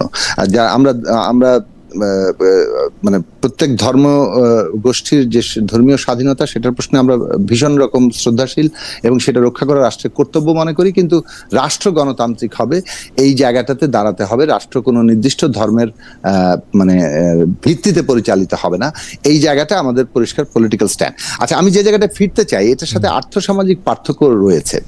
এখন ধরুন এটা ঠিক আছে যে আপনি যে প্রশ্নটা তুলেছেন বিএনপির সাথে মূলত গণতন্ত্র মঞ্চের যখন আমাদের আন্ডারস্ট্যান্ডিং হয়েছে তখন বিএনপির সাথে আন্ডারস্ট্যান্ডিংটা প্রধান ভেঙে দিয়েছে, মানে 20 দল যখন বাস্তবত মানে আলাদা হয়ে গেছে যার যার দলগত অথবা জোটগতভাবে, বিএনপি এককভাবে লড়াই করেছিল, তখনই আমরা তাদের সাথে একটা আন্ডারস্ট্যান্ডিং এ পৌঁছেছি। সেই আন্ডারস্ট্যান্ডিংটা ন্যাশনাল ইন্টারেস্টে আমরা এখনো বহাল রেখেছি। এর মধ্যে বিএনপির সাথে অনেক দলগুলো আছে, প্রত্যেক দলের সাথে আসলে তাদের কর্মসূচি চিন্তা এগুলো নিয়ে নিশ্চয়ই আমাদের মানে আরো খোঁজ নেওয়ার জায়গা নিশ্চয়ই আছে, এবং সেই ক্ষেত্রে কোনো গ্যাপস থাকলে ল্যাপস থাকলে সেটা নিয়ে আমরা নিশ্চয়ই আমাদের পরবর্তীতে এই জায়গাটা করব। এখন আমি যে জায়গাটা বলতে চাচ্ছি যে মেজর ফোর্স হিসাবে জামাত এবং ইসলামী আন্দোলন, খেলাফতে মজলিস, এমনকি এনসিপি 11 দল, আমি সবগুলোর নাম বললাম না, তারা বাংলাদেশে গুরুত্বপূর্ণ রাজনৈতিক শক্তি এবং গণতান্ত্রিক প্রক্রিয়ার মধ্যে যদি তারা থাকেন তাদের সাথে পার্থক্য সত্ত্বেও কিন্তু ওই গণতান্ত্রিক ব্যবস্থাগত ঐক্য আমরা বজায় রাখার ক্ষেত্রে আগ্রহী, সেটা আমি ন্যূনতম জাতীয় ঐক্যমতের ক্ষেত্রে বলেছি। কিন্তু গণতান্ত্রিক ব্যবস্থার বাইরে তাদের যে ম্যানিফেস্টোগত লক্ষ্য, সেই লক্ষ্য তারা পালন করতে গেলে আর্থসামাজিক এবং রাষ্ট্র ব্যবস্থা কিংবা রাজনৈতিক ব্যবস্থাগত জায়গায় আমাদের তাদের সাথে অনেকগুলো পার্থক্য তৈরি হচ্ছে। এই পার্থক্য তো থাকবেই, লড়াইটাও চলবে। আমরা মনে করি যে একমাত্র গণতান্ত্রিক রাষ্ট্র সত্যিকার ইনসাফ কায়েম করতে পারে। ফলে সেই যে ইনসাফের আমরা কিন্তু গণতান্ত্রিক রাষ্ট্র হইলেও সাংঘাতিক রকম বেইনসাফি কার্যক্রম করতে দেখি। আমি এখন যে দেশটাতে সেটা করছে, মানে গণতান্ত্রিক রাষ্ট্রের বেইনসাফ আরো অনেক বড় বড় বেইনসাফ, আমি যে রাষ্ট্রের মধ্যে বসে রয়েছি, যে রাষ্ট্র বসে রয়েছে সে আমেরিকা গণতান্ত্রিক রাষ্ট্রকে তুলে নিয়ে আসতেছে, আরেকটা দেশের প্রেসিডেন্টকে তুলে নিয়ে আসছে, এবং খোদ ইসরায়েলের গণতন্ত্র কিনা, খোদ ইসরায়েলের মধ্যে সাংঘাতিক গণতন্ত্র, সেটা তো আমরা প্রশ্ন তুলতে পারি, খোদ ইসরায়েলের মধ্যে গণতন্ত্র আছে। হাওয়েভার এবং সুতরাং তাদের এটার মধ্যে ফলে গণতান্ত্রিক রাষ্ট্র সম্পর্কিত যে প্রচলিত ধারণাগুলো কি চর্চাগুলো আছে সেটাকে একমাত্র আমি গণতন্ত্র বলছি না। আমরা গণতান্ত্রিক রাষ্ট্র বলে যে কিছু প্রস্তাব করছি, সেই প্রস্তাবের জায়গাতে আপনি অন্য রাষ্ট্রের প্রেসিডেন্ট তুলে নিয়ে আসা অথবা নিজের দেশে ভোট চালু রেখে অন্য জায়গায় গণহত্যা চালানো প্যালেস্টাইনে, এগুলো কোনোটাই আসলে যে গণতন্ত্রের সাথে যায় না। এই জায়গাগুলো আমাদের পরিষ্কার করে আজকে দিনে আনা দরকার যে গণতন্ত্র বলতেও আমরা কি বোঝাচ্ছি। সেই জন্য আমরা কিন্তু বলি মুক্তিকামী সামাজিক গণতন্ত্র। ফলে আমাদের গণতন্ত্রের কোয়ালিফিকেশন আছে, এই কোয়ালিফিকেশন ছাড়া গণতন্ত্র হয় না। আমরা এটাও একটু পরে হয়তো আরো বেশি করে মানে আপনার সাথে আরো আলাপে আমরা এটা বুঝতে পারবো যে আপনি যে মুক্তিকামী গণতন্ত্রের কথা বলেন, যে গণতন্ত্র মানে গণসংহতি আন্দোলনের কথা বলেন, যেটা সেইটা আসলে এই প্রচলিত রাজনৈতিক ব্যবস্থা জোটে ভোটে কিরকম করে যায় সেটা আমরা শুনবো। আমরা একটু ডক্টর ফয়সালের কাছে আসি। ডক্টর ফয়সাল, আপনার সাথে যে বিষয় নিয়ে আমি কথাটা বলতে শুরু করছিলাম সেটা আপনি খুব সুন্দর করে বলছেন যে আমরা একটা নির্বাচনী সমঝোতার মধ্যে আছি, যে যার আদর্শের থেকে এসে যে যার জায়গায় নির্বাচন করছে। আপনি 74 আসনে নির্বাচন করছেন, জামাত ইসলামী 173 আসনে নির্বাচন করছে, এরকম নানা দল নানাভাবে নির্বাচন করছে, তারা আবার আপনাদের মধ্যে একটা সমঝোতাও আছে। এখন এই সমঝোতার প্রক্রিয়াটা তো চলমান, আপনি নিজেরাই বলতেছেন যেগুলি কমন জায়গা সেই কমন জায়গাগুলি নিয়ে আমরা আগাইতেছি, আনকমন জায়গাগুলির দূরত্ব কেমনে কমানো যায় সেগুলি তো আসলে আলোচনা করে ঠিক করা দরকার। আপনি যদি আমাদেরকে একটু বলেন যে নির্বাচনে এই সমঝোতাগুলির জন্য আপনাদের বৈঠক নিয়মিত হয় কিনা, নাকি এইটা এরকম যে জামায়াতে ইসলামী একদিন ঘোষণা দিয়ে দিবে যে এনসিপি তাদের সাথে চলে এসে জোট করছে, এনসিপি নেতৃবৃন্দ বলবেন আজকে শফিকুর রহমানের মুখে শুনলাম যে এনসিপি জামাত ইসলামের সাথে যোগ হয়েছে, ব্যাপারটা এরকম কিনা? দুই নম্বর হচ্ছে সাকিব ভাই কিছু জায়গায় একটু প্রশ্ন করেছে, আপনি সেই জায়গাগুলি আপনি বুঝেছেন যে অর্থনীতি পরিচালনা, রাষ্ট্র পরিচালনা কর্মকাণ্ডের ক্ষেত্রে সেগুলি যদি পরিষ্কার না হয় সেগুলি তো আসলে বড় ধরনের সমস্যারই আসলে ইঙ্গিত করে, এবং এটা আসলে গণতন্ত্রের জন্য কতটা ভালো বা খারাপ আপনি পরিষ্কারভাবে আমাদের এই বিষয়ে তো ঐক্যমত আমাদের ইতিমধ্যে প্রতিষ্ঠিত হয়ে গিয়েছে। আমরা তো জুলাই সনদকে একটা ভিত্তি ধরেছি এবং এই জায়গায় আমরা সব কয়টি দল একমত। সুতরাং আমাদের মধ্যে অনেকের জায়গায় কিন্তু এই মুহূর্তে মোটা দাগে নেই এবং জুলাই সনদকে ভিত্তি ধরে আমরা ঐক্যমতের ভিত্তিতে আমরা নির্বাচনে আসছি এবং সংস্কারের যে বিষয়গুলো সাকিব ভাই বললেন যে ওনাদের কয়েকটা ছিল। ফয়সাল ভাই কিছু মনে করবেন না, জুলাই সনদ কিন্তু শাসনতান্ত্রিক, আপনাদের আর্থসামাজিক কর্মসূচি অবশ্যই কোনো সমস্যা নাই। এবং আর্থসামাজিক যে ইনসাফের কথা আপনি বললেন, আমরা এই বিষয়গুলো নিয়ে একমত। এবং আপনি যে গণতন্ত্রের কথাই যদি বলেন, গণতন্ত্রের মূল কথা তো আসলে জনগণ কি চাচ্ছে, এবং সেখানে আপনি নিজেই বলেছেন যে ওই বিষয়গুলো বাদ দিয়ে তাহলে পরিপূর্ণ অর্থে আপনি কোন গণতন্ত্রকে আসলে মডেল ধরতেছেন, এবং কি খোদ যেখানে যে গণতন্ত্রের সংজ্ঞাটা দেয়া হচ্ছে মূলত আব্রাহাম লিঙ্কন বলতে চান বা বলে গিয়েছেন, প্রথম কথাটাই তো ছিল that this nation under god shall have a new birth of freedom and that government of the people for the people by the people shall not perish from the earth। পূর্ণাঙ্গ সেন্টেন্সটা ছিল এটা। এখন হয়তো বলতে গিয়ে সামনের অংশ কেটে পিছনের অংশ বাদ দিয়ে আপনি হয়তো মাঝখান দিয়ে যারা গণতন্ত্রের সংখ্যাটা সংক্ষেপে বলতে গিয়ে এটা বলেন, আসলে ধর্মকে বাদ দিয়ে আপনারা ডক্টর ফয়সাল আপনারা আব্রাহাম লিঙ্কনের গণতন্ত্রের পূর্ণাঙ্গ সংজ্ঞার সঙ্গে আছেন কিনা? কারণ পূর্ণাঙ্গ সংজ্ঞাটি আমি একটু আমি কথাটা বলতে চাচ্ছি, অনুমতি দিলে আমি এটা পরীক্ষা করে দেখতাম। আমি কথাটা বলতে চাই, ঠিক আছে সাকিব ভাই একটু ফয়সাল সাহেব বলুন, একটু ফয়সাল আমি বিষয়টা রিভিউ করার জন্য বলছি এবং আমি যেই ম্যানিফেস্টোর কথা বলছি সেখানে গণতন্ত্রের সবকটি যে কয়টা দিককে আপনি ভালো বলবেন সব কয়টা দিকে আমার এই ম্যানিফেস্টোর মধ্যে আছে। সুতরাং কোনো কিছুই ভালো দিক কোনোটাই বাইরে নাই। আপনি যদি বলেন যে হ্যাঁ ওই অংশ এর উঠে নিয়ে আর অংশটা বাদ দেন, বা ওই জুলুম করার অংশটা বাদ দেন, সাম্রাজ্যবাদী যে আগ্রাসন করছে ওই অংশটা বাদ দেন, হ্যাঁ এই অংশগুলো বাদ দিলে তারা যে গণতন্ত্রের কথা বলছে সবকটি আমার ম্যানিফেস্টোর মধ্যে আমরা যেটা চাচ্ছি সেটার মধ্যে আছে। তো আমরা মূলত এই মুহূর্তে আমাদের ঐক্যবদ্ধতার জায়গায় জুলাই সনদ। হ্যাঁ আপনি যদি বলেন যে আর্থসামাজিক এবং রাজনৈতিক যে বাস্তবতা, আমাদের 25 দফা আর্থসামাজিক এবং রাজনৈতিক কর্মসূচি আছে সুনির্দিষ্ট, এবং সেটার সাথে যদি আপনি অন্যদের সাথে মিলাতে যান প্রায় বিষয় হয়তো শব্দগত ভাষাগত চেঞ্জ হবে, কিন্তু এর বাইরে এই বিষয়গুলো তো অনৈক্যের কোনো আসলে জায়গা নাই এবং অনৈক্য করার মতো কিছু বিষয় নাই। আর যে বিষয়টা আপনি বলছেন যে হ্যাঁ কিছু বিষয় একটা অনেকগুলো রাজনৈতিক দল কাজ করতে গিয়ে আপনার সুবিধা অসুবিধা অথবা মান অভিমান অথবা চাওয়া পাওয়ার হিসাব, এটা এই একদিনে এক বৈঠকে হয়ে যাবে এটা আশা করার আসলে কোনো কারণ নেই। বৈঠকটা হয় কিনা? হ্যাঁ বৈঠক হয়, বৈঠক কয়েক ভাবে হয়, পারস্পরিক দ্বিপাক্ষিক হয়। আমাদের পারস্পরিক যে দলগুলো আছে নিজেদের সুবিধা অসুবিধার জায়গাগুলো আপনারা একবারও টেবিলে বসছেন কিনা ইলেকশন তফসিল ঘোষণা করার পরে? হ্যাঁ বসেছি। আর শীর্ষ নেতৃবৃন্দ সহ শীর্ষ নেতৃবৃন্দ অথবা শীর্ষ নীতি কোন নেতা হয়তো শীর্ষ নেতা ছিলেন না, তার প্রতিনিধি ছিলেন, এইভাবে একাধিকবার শীর্ষ নেতারা কোনো বৈঠকে বসছেন কিনা? বসেছেন, শীর্ষ নেতারা বৈঠকে বসেছেন। হ্যাঁ, এবং সেটা ওই 8 দলের মধ্যে হয়েছে, 11 দলকে নিয়ে শীর্ষ বৈঠক হয়নি, 8 দলকে নিয়ে হয়েছে। এবং হ্যাঁ, আপনি যেটা বলছেন যে ওই দলকে নিয়ে আসা হলো, পরবর্তীতে 3টা দল সংযুক্ত হয়েছে। এই 3টা দল সংযুক্ত হওয়ার পরবর্তীতে এই বিষয়টা নিয়ে শতভাগ আমাদের মধ্যে এখনো বিষয়টা পরিষ্কার হয়নি। আচ্ছা, আমরা কি আশা করতে পারি যে খুব সামনের ভবিষ্যতে এটা পরিষ্কার হবে, এই ধরেন ফেব্রুয়ারির আগে? আমি আবারও এই প্রশ্নটা করতে বাধ্য হচ্ছে। আমার জানি কেন মনে হইতেছে যে আপনারা কিন্তু পরিষ্কার করে বললেই পারেন যে আপনারা এইভাবে দেশ পরিচালনা করবেন, সেটা আপনারা করতেছেন না, কিন্তু আপনারা গ্রে এরিয়া রাখতেছেন। এটা কেন রাখতেছেন? মানে আপনাদের কি মনে হইতেছে যে আপনারা যদি আপনাদের অবস্থাটা পরিষ্কার করেন তাইলে আপনাদের কোনো অসুবিধা হবে? আমি কিন্তু এটা মানে আপনি কিছু মনে করবেন না, আমি কিন্তু এই গত কয়েকদিনে বিশ্ববিদ্যালয়ে যে স্টুডেন্ট ইউনিয়নের যে ক্যাম্পেইন, সেইটা তো আমি দেখি গ্রে এরিয়া রাখা, পরিষ্কার না করা। নিঃসন্দেহে গ্রে এরিয়া কিছু থাকবেই, এটা আপনার ফুল সমঝোতা হয়ে যাওয়ার পরেও কিছু গ্রে এরিয়া থাকবে। সেই গ্রে এরিয়া যে এরিয়াগুলো আসলে আনকমন, যেটা আপনি অন্য ভাষায় বলেছিলেন এর আগে। তো বাকি আমাদের 8 দলের পরে যে 3 দল যুক্ত হয়েছে, এই 3 দলকে নিয়ে আমাদের আলোচনাগুলো এখন চলমান। এটা ফাইনাল হয়ে গেলেই আমরা 11 দল একসাথে বসে ঘোষণা দিব, এটা হচ্ছে মূল কথা। আমি কিছু মানে এখন ঘটনা দিচ্ছি কি, দেখেন আমাকে মানুষ কিরকম বলে সেটা একটু বলে নেই, তৈলে হচ্ছে আপনি একটু বুঝবেন যে কেন আমাকে প্রশ্নগুলি করতে হয়। ওনার নাম হচ্ছে মোহাম্মদ শিবলু 6010। তিনি বলেন, খালেদ ভাই বেকিক্সকো টাকা খেয়ে, বেক্সিমকো মিন করছেন হয়তো তিনি, বেকিক্সকো টাকা খেয়ে এখন আওয়ামী লীগের পক্ষে কিছু বলেন না, এই কথা তিনি আবার বলতেছেন। বেকিক্সকো টাকা খেয়ে এখন আওয়ামী লীগের কিছু বলেন না, এটা বুঝতে পারলাম না। আরেকজন বলছেন যে খায়রুল মোর্শেদ নাহিদ, মানে বেক্সিমকো তো আমি চাকরি করছি, ওর থেকে তো বেতন আমার নিতেই হয়েছে 19 সাল পর্যন্ত, 18 সালের শেষ পর্যন্ত। খায়রুল মোর্শেদ নাহিদ 7439, মহিউদ্দিন এখন আওয়ামী লীগের আর কোনো দোষ খুঁজে পায় না। ইন্টারেস্টিং। আমি যেই কথাগুলি বলতে চাই, আক্রমণ দেখি যে আপনার উপরে হচ্ছে, আপনাদের উপর আক্রমণ না, আপনাদের উপর আক্রমণ কমই। আজ আমাদের আলোচনা তেমন কোনো প্রভাবই ফেলতে পারছে না। জনাব জুনায়েদ সাকির বিরুদ্ধে যেটা কমন আক্রমণ, সেটা হচ্ছে যে আপনি একা দাঁড়ালে আপনি কত বেশি ভোট পাইতেন, হ্যাঁ, এইটা একটা কমন একটা কোশ্চেন আছে যেটা আপনাকে অনেকবার বলতেছে, সের মধ্যে নতুন কোনো কিছু নাই। জনাব ফয়সালের পক্ষে বা বিপক্ষে যে কথাগুলি, সেই বিপক্ষে কথাগুলির মধ্যে তিনি যদি আরেকটু এই যে দেখেন, এই কথা বলতে বলতে আমার এক বন্ধু প্রাইভেট মেসেজ পাঠাইছে, বিএনপির কোনো গ্রে এরিয়া নাই। আরে ভাই, আমি বলছি বিএনপির কোনো গ্রে এরিয়া নাই, বিএনপিও তো কথা পরিষ্কার করে না, এই জন্যই তো সাকিব ভাইয়ের সাথে এই কথাই তো এতক্ষণ ধরে বললাম।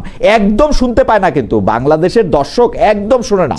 মানে যেইটা ফয়সাল ভাইয়ের পক্ষে যায়, হ্যাঁ ফয়সাল ভাইয়ের পক্ষে যায়, সেইটা আমি এটাকেই পুরনো বন্দোবস্ত বলতে চাই। এইটা পুরনো বন্দোবস্ত, সবাই আসলে নতুন বন্দোবস্তের কথা বলে। এতক্ষণ আমি সাকিব ভাইয়ের সাথে কি নিয়ে এনগেজড হইলাম, সেটা ইভেন আমার বন্ধু বুঝতে পারলো না। সে উনি আমাকে জিজ্ঞেস করে বিএনপির কোনো গ্রে এরিয়া নাই, ভুল বানানো গ্রে লেখে।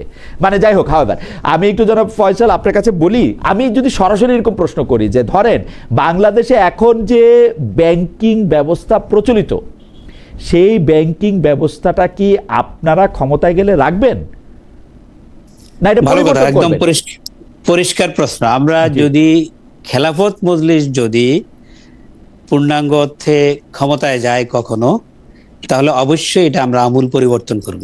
এই ক্ষেত্রে জামাত ইসলামের চিন্তাটা কি? এখন আমরা যেহেতু আমরা একটা সমঝোতার মধ্যে যাচ্ছি, এখানে ক্ষমতায় আসার পরে বেসিক কিছু পরিবর্তন অবশ্যই হবে।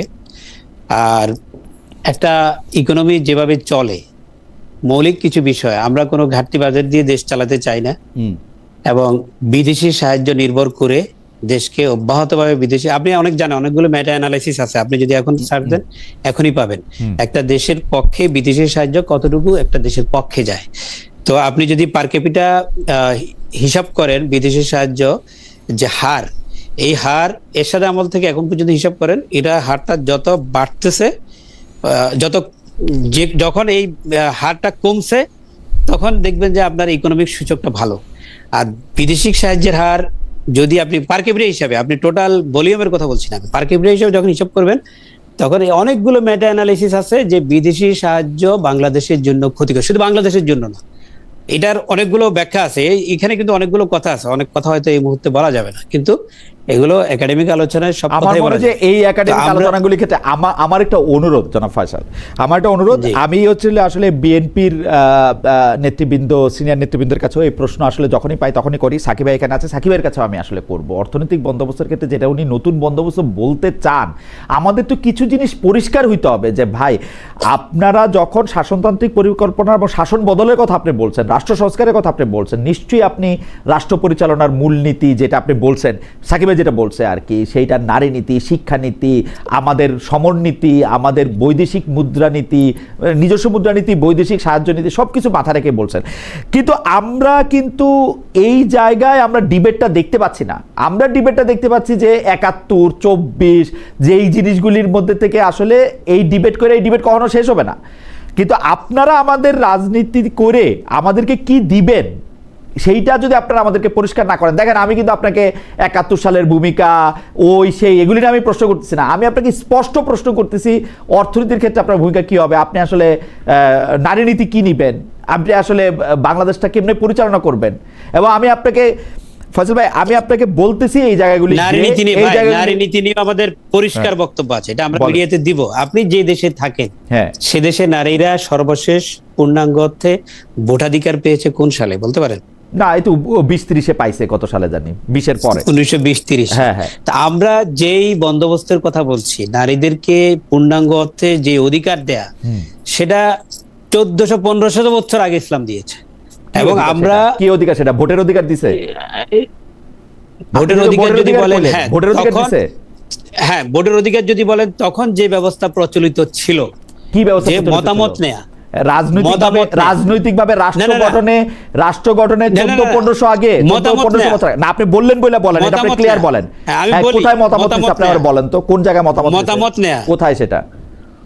খলিফা পদ্ধতি ওমর সেটা? যখন, হ্যাঁ, হ্যাঁ, খলিফা ওমর যখন নির্বাচিত হন, হ্যাঁ, উনি উনি উনি চলে যাওয়ার পর যখন তিনি কমিশন গঠন করলেন, হুম। তিনি যেই ৬ কার সদস্যের কথা একটা বলতেছেন? প্যানেল কার গঠন কথা করেছেন। বলতেছেন? কার কথা বলতেছেন? আমি আগের কথা বলছি, আগের কথা। আগের কথা খলিফা মানে কি? ওমর রাদিয়াল্লাহু তাআলা। খলিফা ওমরের কথা বলতেছেন না খলিফা আবু বকরের কথা হ্যাঁ, বলতেছেন? হ্যাঁ। খলিফা ওমরের কথা খলিফা বলতেছেন। ওমরের কথা বলছি। ওকে, দেন। উনি ৬ সদস্যের একটা প্যানেল করলেন। হুম, প্যানেল করে বললেন যে এই ৬ সদস্য থেকে একজনকে তোমরা বেছে নাও।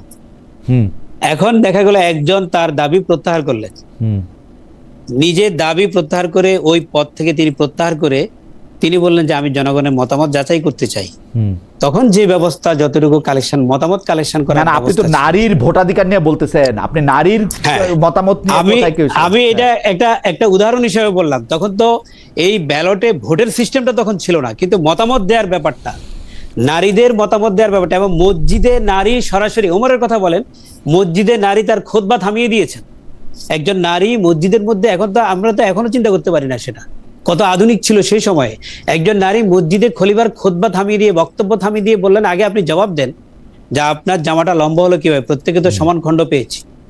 তো একজন নারী সেই প্রশ্নটা করার মতো পরিবেশ, রাষ্ট্রপ্রধানকে ওকে, এই প্রশ্ন পরিষ্কার। করার মতো পরিবেশ ওপেন স্পেসে ছিল। পরিষ্কার। এখন আমরা যেটা বলছি, আপনারাও ওপেন স্পেসে এই পরিস্থিতিটা বা এটা রাখবেন। অবশ্যই যে বিষয়গুলোর কথা আমরা বলছি, আমাদের এই কথা তো এই কয়েক মিনিটে আসলে বলা সম্ভব না। আপনারা Okay. অনেক সময় যেটা হয়, অনেকটা ভুল মেসেজটা যায় আমাদের ব্যাপারে। আপনি যে হাত কাটার কথা উদাহরণ দেওয়া হয় সব সময়, আমি দিই। আপনি ক্ষুধার, না আপনি দেন না, মনে করেন ক্ষুধার যন্ত্রণায় চুরি করছে আর তার হাত কাটা হয়েছে, একটা উদাহরণ আপনি চার খলিফার কথা বাদ দেন, পরের জমানায় তো নাই, হুম। পরের জমানায়ও নাই। না, সুতরাং জাজমেন্ট একটা অন্য ওটা ব্যাপার, ছিল- জাজমেন্ট একটা অন্য বিচারের ব্যাপার। না, আমি judgment-এর যেটা ব্যাপারে- আমি যেটা পরিষ্কার করতে চাই বা কন্ডিশনটা পরিষ্কার কি? করতে বলি কন্ডিশনটা আপনাকে, হচ্ছে আমি আপনাকে প্রত্যেকটা পরিষ্কার করতে নাগরিকের যেটা বলি, চাকরির ব্যবস্থা আপনাদেরকে করতে যেটা হবে, বারবার একই জায়গায় পরিষ্কার করতে আয়ের বলি। ব্যবস্থা করতে হবে।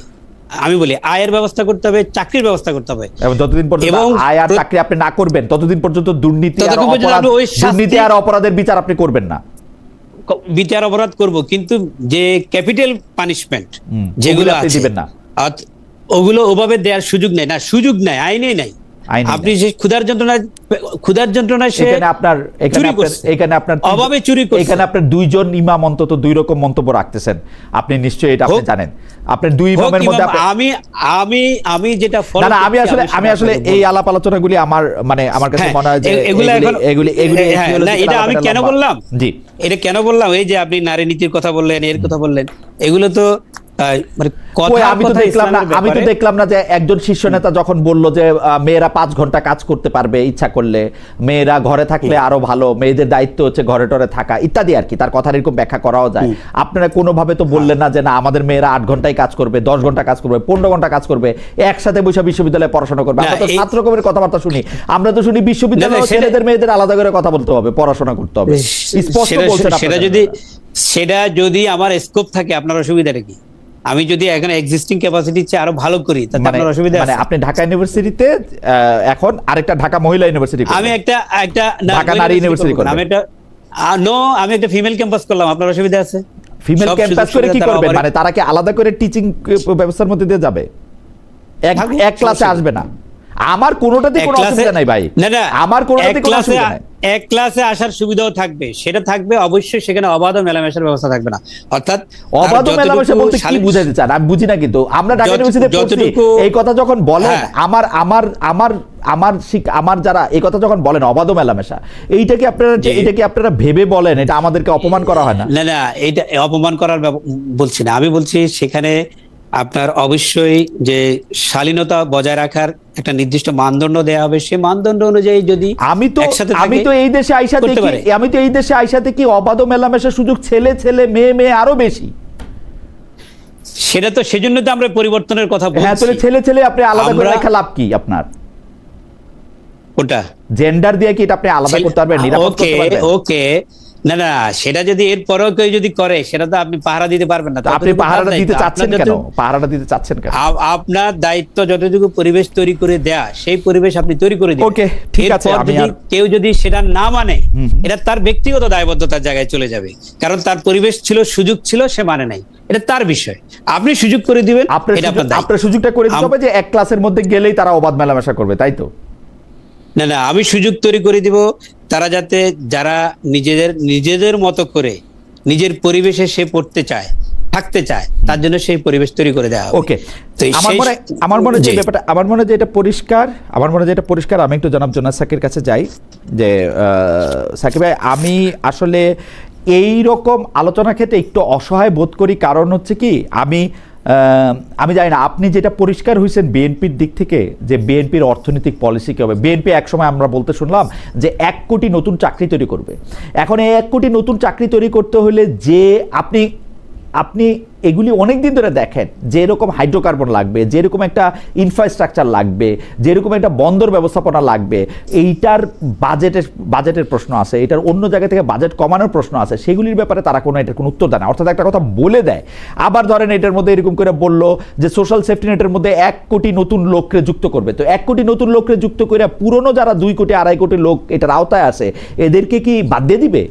নতুন করে নেওয়ার সময় এই বাজেটটা কোত্থেকে আসবে, এগুলি কথা কি কখনো বলে? আপনাদের কাছেও কি বলে? মানে এই অবস্থানগুলি কি পরিষ্কার করে? বৈদেশিক নীতির ক্ষেত্রে তারা কি নীতিটা আসলে নিবে, এইটা কি খালি বলে, পপুলার কিছু বলে, কথা বলে, আজকে ভারত, কালকে চীন, পরশু আমেরিকা, এগুলি কিছু পপুলার ধরনের কথাবার্তা বলে, কিন্তু আমরা তো কোনো, মানে আমি যদি সচেতনভাবে ভোট দিতে চাই বা ভোট দেওয়ার কথা কনসিডার করি, তাহলে তো আমি এর মধ্যে থেকে তো কিছু পাই না আসলে, কিছু পপুলার কথা ছাড়া। আপনি পান কিনা যদি বলেন। জি না, দেখুন খালেদ, মানে একটা জিনিসের যখন বিস্তার ঘটে, মানে সত্যিকার অর্থে, যেমন ধরুন আমরা যখন সংবিধান সংস্কার কমিশনে বসেছি অথবা এই পুরো ঐকমত্য কমিশনে বসেছি, তখন কিন্তু আমরা একটা রিয়েলি সংবিধানে কোন লাইনটা যাবে, কিভাবে যাবে, কোন ভাষায় যাবে, সেটা পর্যন্ত প্রায় ঠিক করার চেষ্টা করা হয়েছে। ফলে ওখানে অনেক বিস্তারিত কাজ করা হয়েছে, হ্যাঁ, নানান দিক থেকে। আর যখন আমরা একটা ম্যানিফেস্টো লিখি কিংবা কোনো একটা দাবিনামা কিংবা একটা প্রোগ্রাম হাজির করি, তখন আমরা মূলত পলিসি স্টেটমেন্টটা করি, সেটার আলোকে কিন্তু মানে বিস্তারটা তৈরি হয়। এখন আপনি 31 দফা যদি পড়ে দেখেন, তাহলে দেখবেন যে শিক্ষা, স্বাস্থ্য, বাসস্থান, কর্মসংস্থান এবং আমাদের ভবিষ্যৎমুখী দেশের বিনিয়োগ, কৃষি শিল্পের কি ধরনের পরিবর্তন ঘটবে, এগুলো নিয়ে অনেকগুলো পলিসি স্টেটমেন্ট আছে। এবং এটা খুবই সম্ভব যে এই পলিসি স্টেটমেন্টগুলোর আন্ডারে আমরা দেশে যে কর্মসংস্থানের সত্যিকার অর্থে একটা সুযোগ তৈরি হবে, সেই জায়গাটা আমরা মানে কি বলবো যে জোর দিতে পারি, এবং সেখানেও কিছু নির্দেশনার জায়গাটা আছে।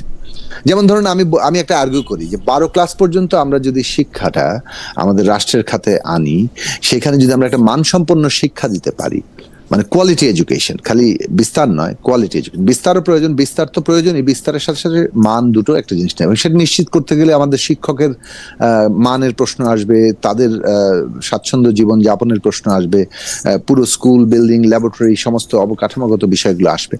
এবং এই জায়গাটা যদি আমরা করি, আমরা যদি ঠিকমতো তাদের ল্যাঙ্গুয়েজের যে স্কিল কিংবা বলতে পারেন যে মানে ওই অ্যাক্সেসটা ডেভেলপ করতে পারে, তাহলে আমরা বাংলাদেশে এই দেশের অভ্যন্তরে বিশ্ববাজারে মানে আমরা কিভাবে আসলে দ্রুততম সময়ে কর্মসংস্থানের উপযোগী মানুষ তৈরি করতে পারি এবং আমরা আমাদের আয়ও বর্ধন করতে পারি। এটা শুধু আমি ইকোনমিক টার্মসে বললাম, এটা শুধু ইকোনমিক টার্মসের প্রশ্ন না, শিক্ষা প্রধানত একটা মানবিক এবং আমাদের সৃজনশীল মননশীল চিন্তার বিকাশের প্রশ্ন বটে। তো এখন ধরেন এইসব ডিটেইল খাতা আপনি জিজ্ঞেস করলে আমি বলতে পারবো যে কোথায় আমরা কি যাচ্ছি। আমরা কিন্তু এইসব পলিসিকে ইমপ্লিমেন্ট করার জন্য যা চাপ সৃষ্টির জন্য যাচ্ছি। আমাদের দল এখন চাপই সৃষ্টি করতে পারে, এখনই ক্ষমতায় যে এটার বদল ঘটানো হতো শক্তি আমরা এখন অর্জন করিনি। যদি আমরা দেখি যে এটা ফেল করবে, এটা আর পারছি না আমরা, তখন আমরা আমাদের সংগ্রামের পথে মানে আমরা অর্থাৎ ওই গভর্নমেন্টের কাঠামোর মধ্যে আর কিংবা সংসদের কাঠামোতে আমরা কেবল থাকবো না, আমরা আমাদের জায়গা মতো জায়গায় যেখানে আমরা লড়াইয়ের মধ্যে থেকে উঠে এসেছি সেই ধারাতে থাকবো। তার মানে এই না যে এই সংসদে গেলে আবার রাজপথটা বন্ধ হয়ে যাবে। দুটো পথে আমরা স্যামালটেনিয়াসলি চলবো। মৌলানা ভাসানী সেই রাজনৈতিক চর্চা বহু আগেই করে গেছেন। আমি একটু ফেরি খালেদ এই জায়গাটাতে যে আমি যে একটা সেকেন্ড, আপনি যদি একটু বিরতি দিতে কথাটা শেষ করছেন সেজন্য একটু ফিরি। আমি একটু 2-3টা দর্শকের মতামত পড়তে চাই। একজন রার ওয়াজ 1860 উনি বলছেন ইসলাম নিয়ে এত চুলকানি কেন, তোমার পেমেন্ট কি ডলারে দেয় নাকি টাকায় দেয়? Thank you. আমার পেমেন্ট ডলারে হয় ভাই, এইখানে চাকরি করি যেহেতু। মুভিজ ইন্সপিরেশন 2263, 4 খলিফার পুরা নাম বলতে পারবেন খালেদ ভাই? ইসলাম নিয়ে আপনার তর্ক করতে আসা ঠিক না। 4 খলিফার পুরো নাম আমি বলতে পারবো। ইসলাম নিয়ে তর্ক করা যদি ঠিক না বলেন, আমি ইসলাম নিয়ে তর্ক করতেছি না, ঠিক না বলছেন, ঠিক আছে, ভালো বলছেন। আর হচ্ছে এইটা খালি একটু পড়তে চাই যে ফেরদৌস, এই যে এই জায়গায় সাকিব যে জায়গাতে আটকাইছে সেই জায়গার মধ্যে থেকে আটকানো হয়েছে সেটা একটু বলি। ফেরদৌস ইসিমু @খালেদ ভাই, ধর্মভিত্তিক রাজনীতি করে এক ধর্মের আরেক লিঙ্গের মানুষকে মনোনয়ন দিয়ে জনাব ফয়সাল কিভাবে আব্রাহাম লিঙ্কনে গণতন্ত্র প্রতিষ্ঠা করবেন? হাওয়েভার আমি এই ফয়সালাগুলি বা এই জায়গাগুলিতে যেহেতু একটা দীর্ঘ সময় আমি খুব ভালো করে খেয়াল করছি যে আওয়ামী লীগের 15 বছরের সবচেয়ে বড় যে ক্ষতিটা হয়েছে সেটা হচ্ছে প্রতিষ্ঠানগুলি ধ্বংস হয়েছে। আর 2 নম্বর যেটা ক্ষতি হয়েছে সেটা হচ্ছে একটা পার্মানেন্ট একটা উই আর দে সৃষ্টি করা হয়েছে। মানে ফয়সাল ভাই আর সাকিব ভাই কত আলাদা, বা ফয়সাল ভাই সাকিব ভাই আমি কত আলাদা, সাকিব ভাই আর আমি কত আলাদা, এইটাই যেন বারবার প্রচার করা হয়েছে, যেন লিবাসটাই এখানে সবচেয়ে বেশি গুরুত্বপূর্ণ, যেখানে আমি কিভাবে কোন জায়গা থেকে পড়ালেখা করলাম সেইটাই বেশি গুরুত্বপূর্ণ, এইটা করে এক ধরনের আদার করে রাখা হয়েছে। ওই জায়গাটা থেকেও যদি সাকিব ভাই একটু বলেন যে আমরা নতুন রাজনীতিতে এটাকে একসাথে দেখতে পারবো কিনা, নাকি এইখানে আবার আদাররা অনেক বেশি শক্তিশালী হয়ে আরেকজনকে আবার একটা আদার করবে, অর্থাৎ এখানে এই যে যেমন আমাকে মানে যেগুলি বলতেছে মানে আমি এখান থেকে শুরু করতে চাই যে আপনি যদি এখন বলেন যে ধর্ম বিষয়ে কি না জেনে আপনি ধর্ম বিষয়ে আপনি কথাবার্তা বলার কে, কোন বিষয়ে জেনে এসে কথা বলতে হবে, এই যদি হয় মানে ভিত্তি, তাহলে গণতন্ত্র সেটা স্বীকার করে না। তাহলে তো রাজনীতি বিষয়ে ভোট দিতে হলে শুধু রাষ্ট্রবিজ্ঞানে অধ্যাপকদের ভোট দেওয়া উচিত, শুধু রাষ্ট্রবিজ্ঞানে অথবা আপনাকে শুধু রাষ্ট্রবিজ্ঞান হলো না, যথেষ্ট পরীক্ষা নিরীক্ষা করে রাষ্ট্রবিজ্ঞান হিসেবে আপনি সার্টিফাইড কিনা সেটাও দেখতে হবে আর কি। এই আমাদের দেশের ডিগ্রি হলে হবে না। তো এখন ধরেন, কারণ এখানে ডিগ্রির মানে মান আমরা জানি, সেই অর্থে বললাম আর কি। তো জিনিসটা যেটা হচ্ছে যে আমার মনে হয় যে গণতান্ত্রিক ব্যবস্থা ওইটাই স্বীকার করে যে আপনি যে আপনার চিন্তা এবং আপনার মতের স্বাধীনতা আছে এবং আপনি সেটা প্রয়োগ করতে পারবেন এবং আপনাকে একজন ইন্ডিভিজুয়াল হিসেবে সেই অধিকারটা দেওয়া হচ্ছে। ব্যক্তির সেই অধিকার এবং মর্যাদার প্রশ্নটাই গণতান্ত্রিক ব্যবস্থার ভিত্তি। এখন সেই জায়গা থেকে ধর্ম বিষয়েও আমরা মানে আমাদের কথা বলার অধিকার আছে, হয়তো আমি কম জানতে পারি, আমার জানা ব্যাখ্যা ভুল হতে পারে।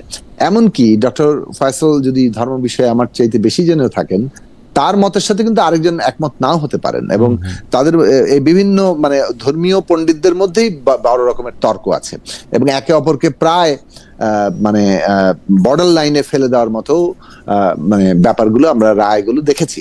তো সেই দিক থেকে আমাদের বক্তব্য হচ্ছে যে এই যে গণতান্ত্রিক ব্যবস্থা মানে এই তর্কটা জারি রাখতে পারা। এখন ধরুন উনি বললেন যে কি যেন অবাধ মেলামেশা, আমরা মনে করি যে নারী এবং পুরুষ তার মানে আত্মমর্যাদাবোধ এবং তার নিরাপত্তা দুটোই এমন জায়গায় থাকবে যে তারা আসলে মানে অবাধেই মিলতে পারবে উইদাউট মানে নিজের উপর তার মানে যাকে বলে নিজেদের সীমা কতটুকু তার কনসেন্ট অনুযায়ী সেই জায়গাটা নিশ্চিত রেখে। তো এই যে ধরুন ধারণাগত জায়গা, আমি মানুষকে মনে করি যে মানুষ নিজের উপর নিয়ন্ত্রণ প্রতিষ্ঠা করে, মানুষের উপর ভরসা রাখি, সেই রকম সমাজটার দিকে আমরা মানুষের বিকাশের জায়গাতে আমরা যেতে চাই, যে মানুষ ওই জায়গায় পৌঁছাবেন। তাহলে তো ধরুন আমি যদি মনে করি যে না আমরা আসলে পৌঁছাতে পারবো না, এমন একটা অবাধ মেলামেশা আমাকে যে কোনো ধরনের মানে ইয়ের মধ্যে ফেলে দেবে, ফলে রেস্ট্রিকশন হচ্ছে আমার ইয়ের জায়গা, সেইটা আসলে বাস্তবত মানে আরেক ধরনের জেলখানাও তৈরি করতে পারে আর কি, মানে সমাজের মধ্যে। তো সেই চিন্তাগত পার্থক্যটা আছে।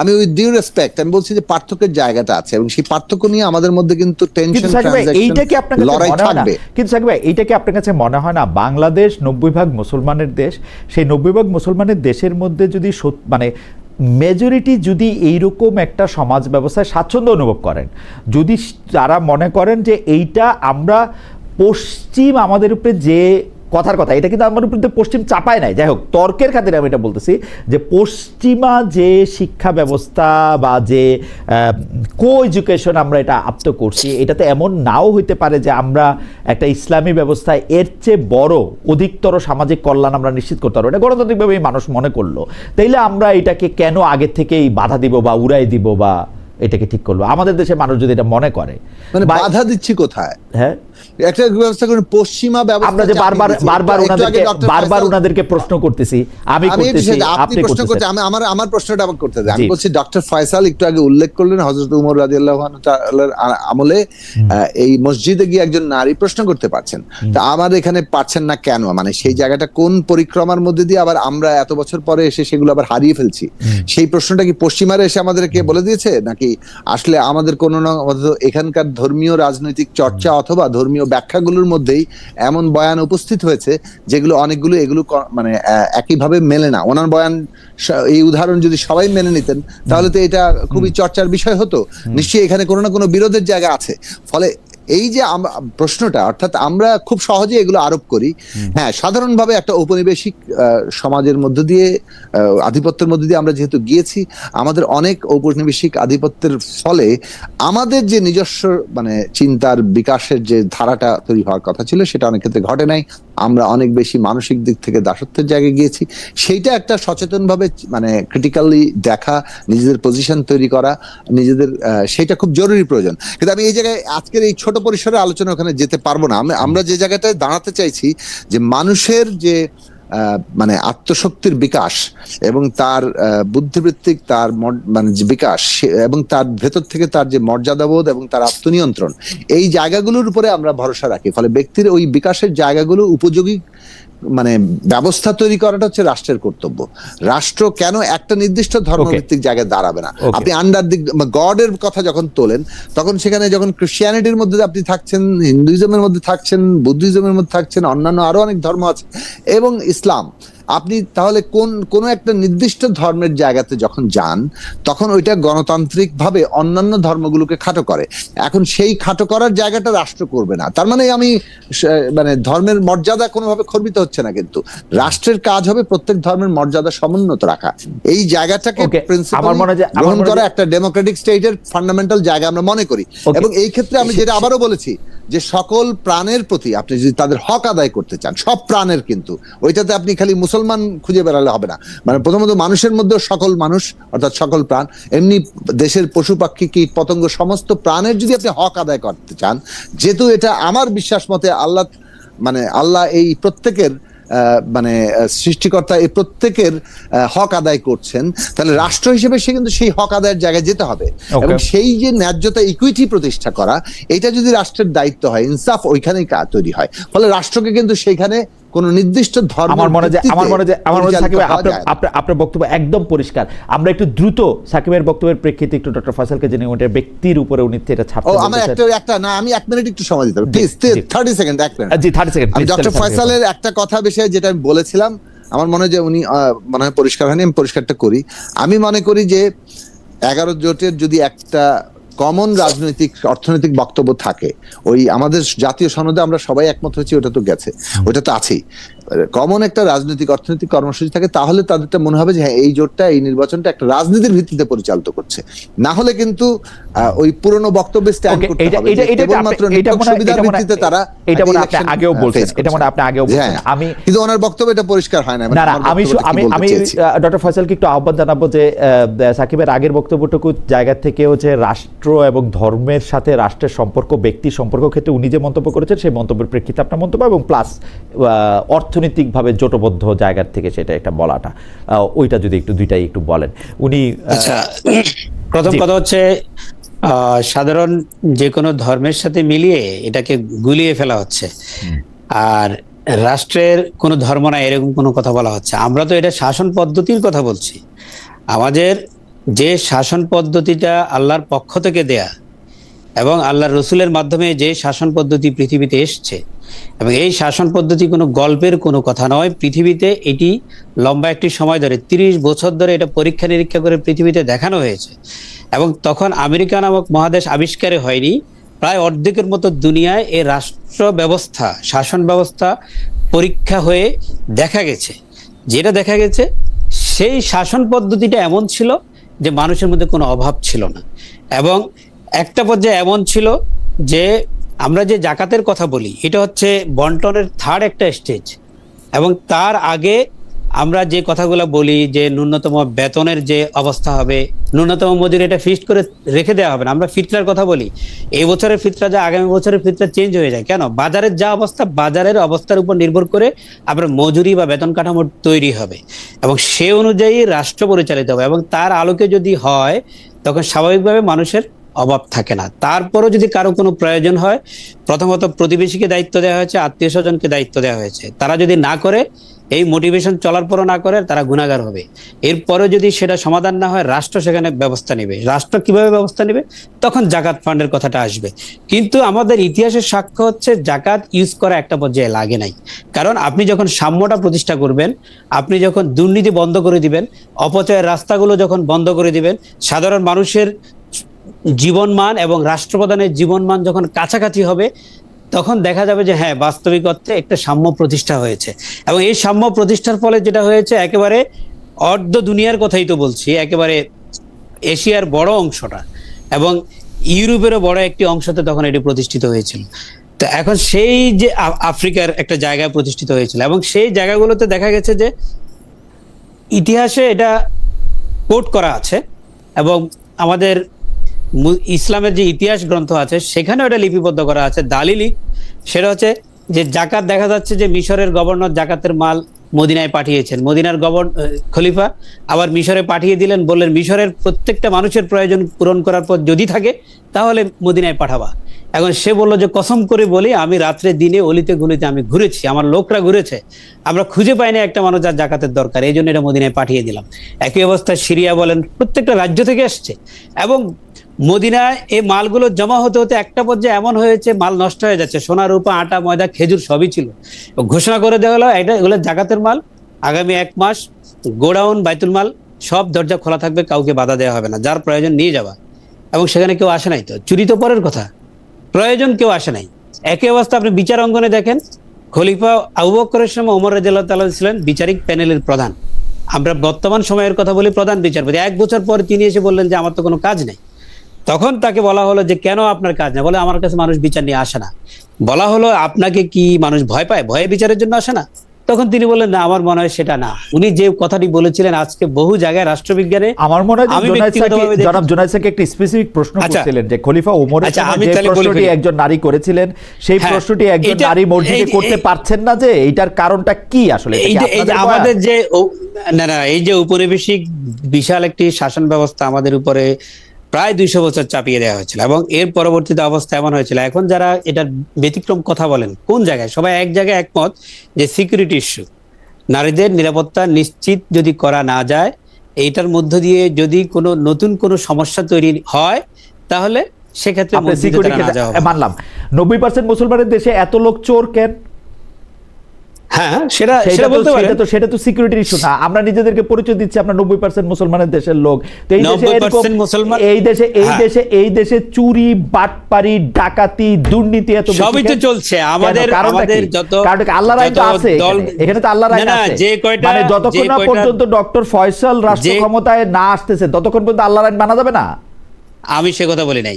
যে কয়টা দল বা রাজনৈতিক পদ্ধতিতে দেশ শাসিত হয়েছে সবাই তো মুসলমানই ছিল, সবাই তো মুসলমান ছিল, কিন্তু ব্যক্তিগত জীবনে আলাদা অপরাধী। সেই মুসলমান তো আলাদা অপরাধী। আল্লাহর আইন যেখানে আছে, আমি এখানে মুসলমান বলে নিজের পরিচয় দিচ্ছি, তারপরে কি আমি চুরিটা করতেছি কেমনে? তারপরে আমি চুরিটা কেমনে করতেছি? কার্যকর না তো।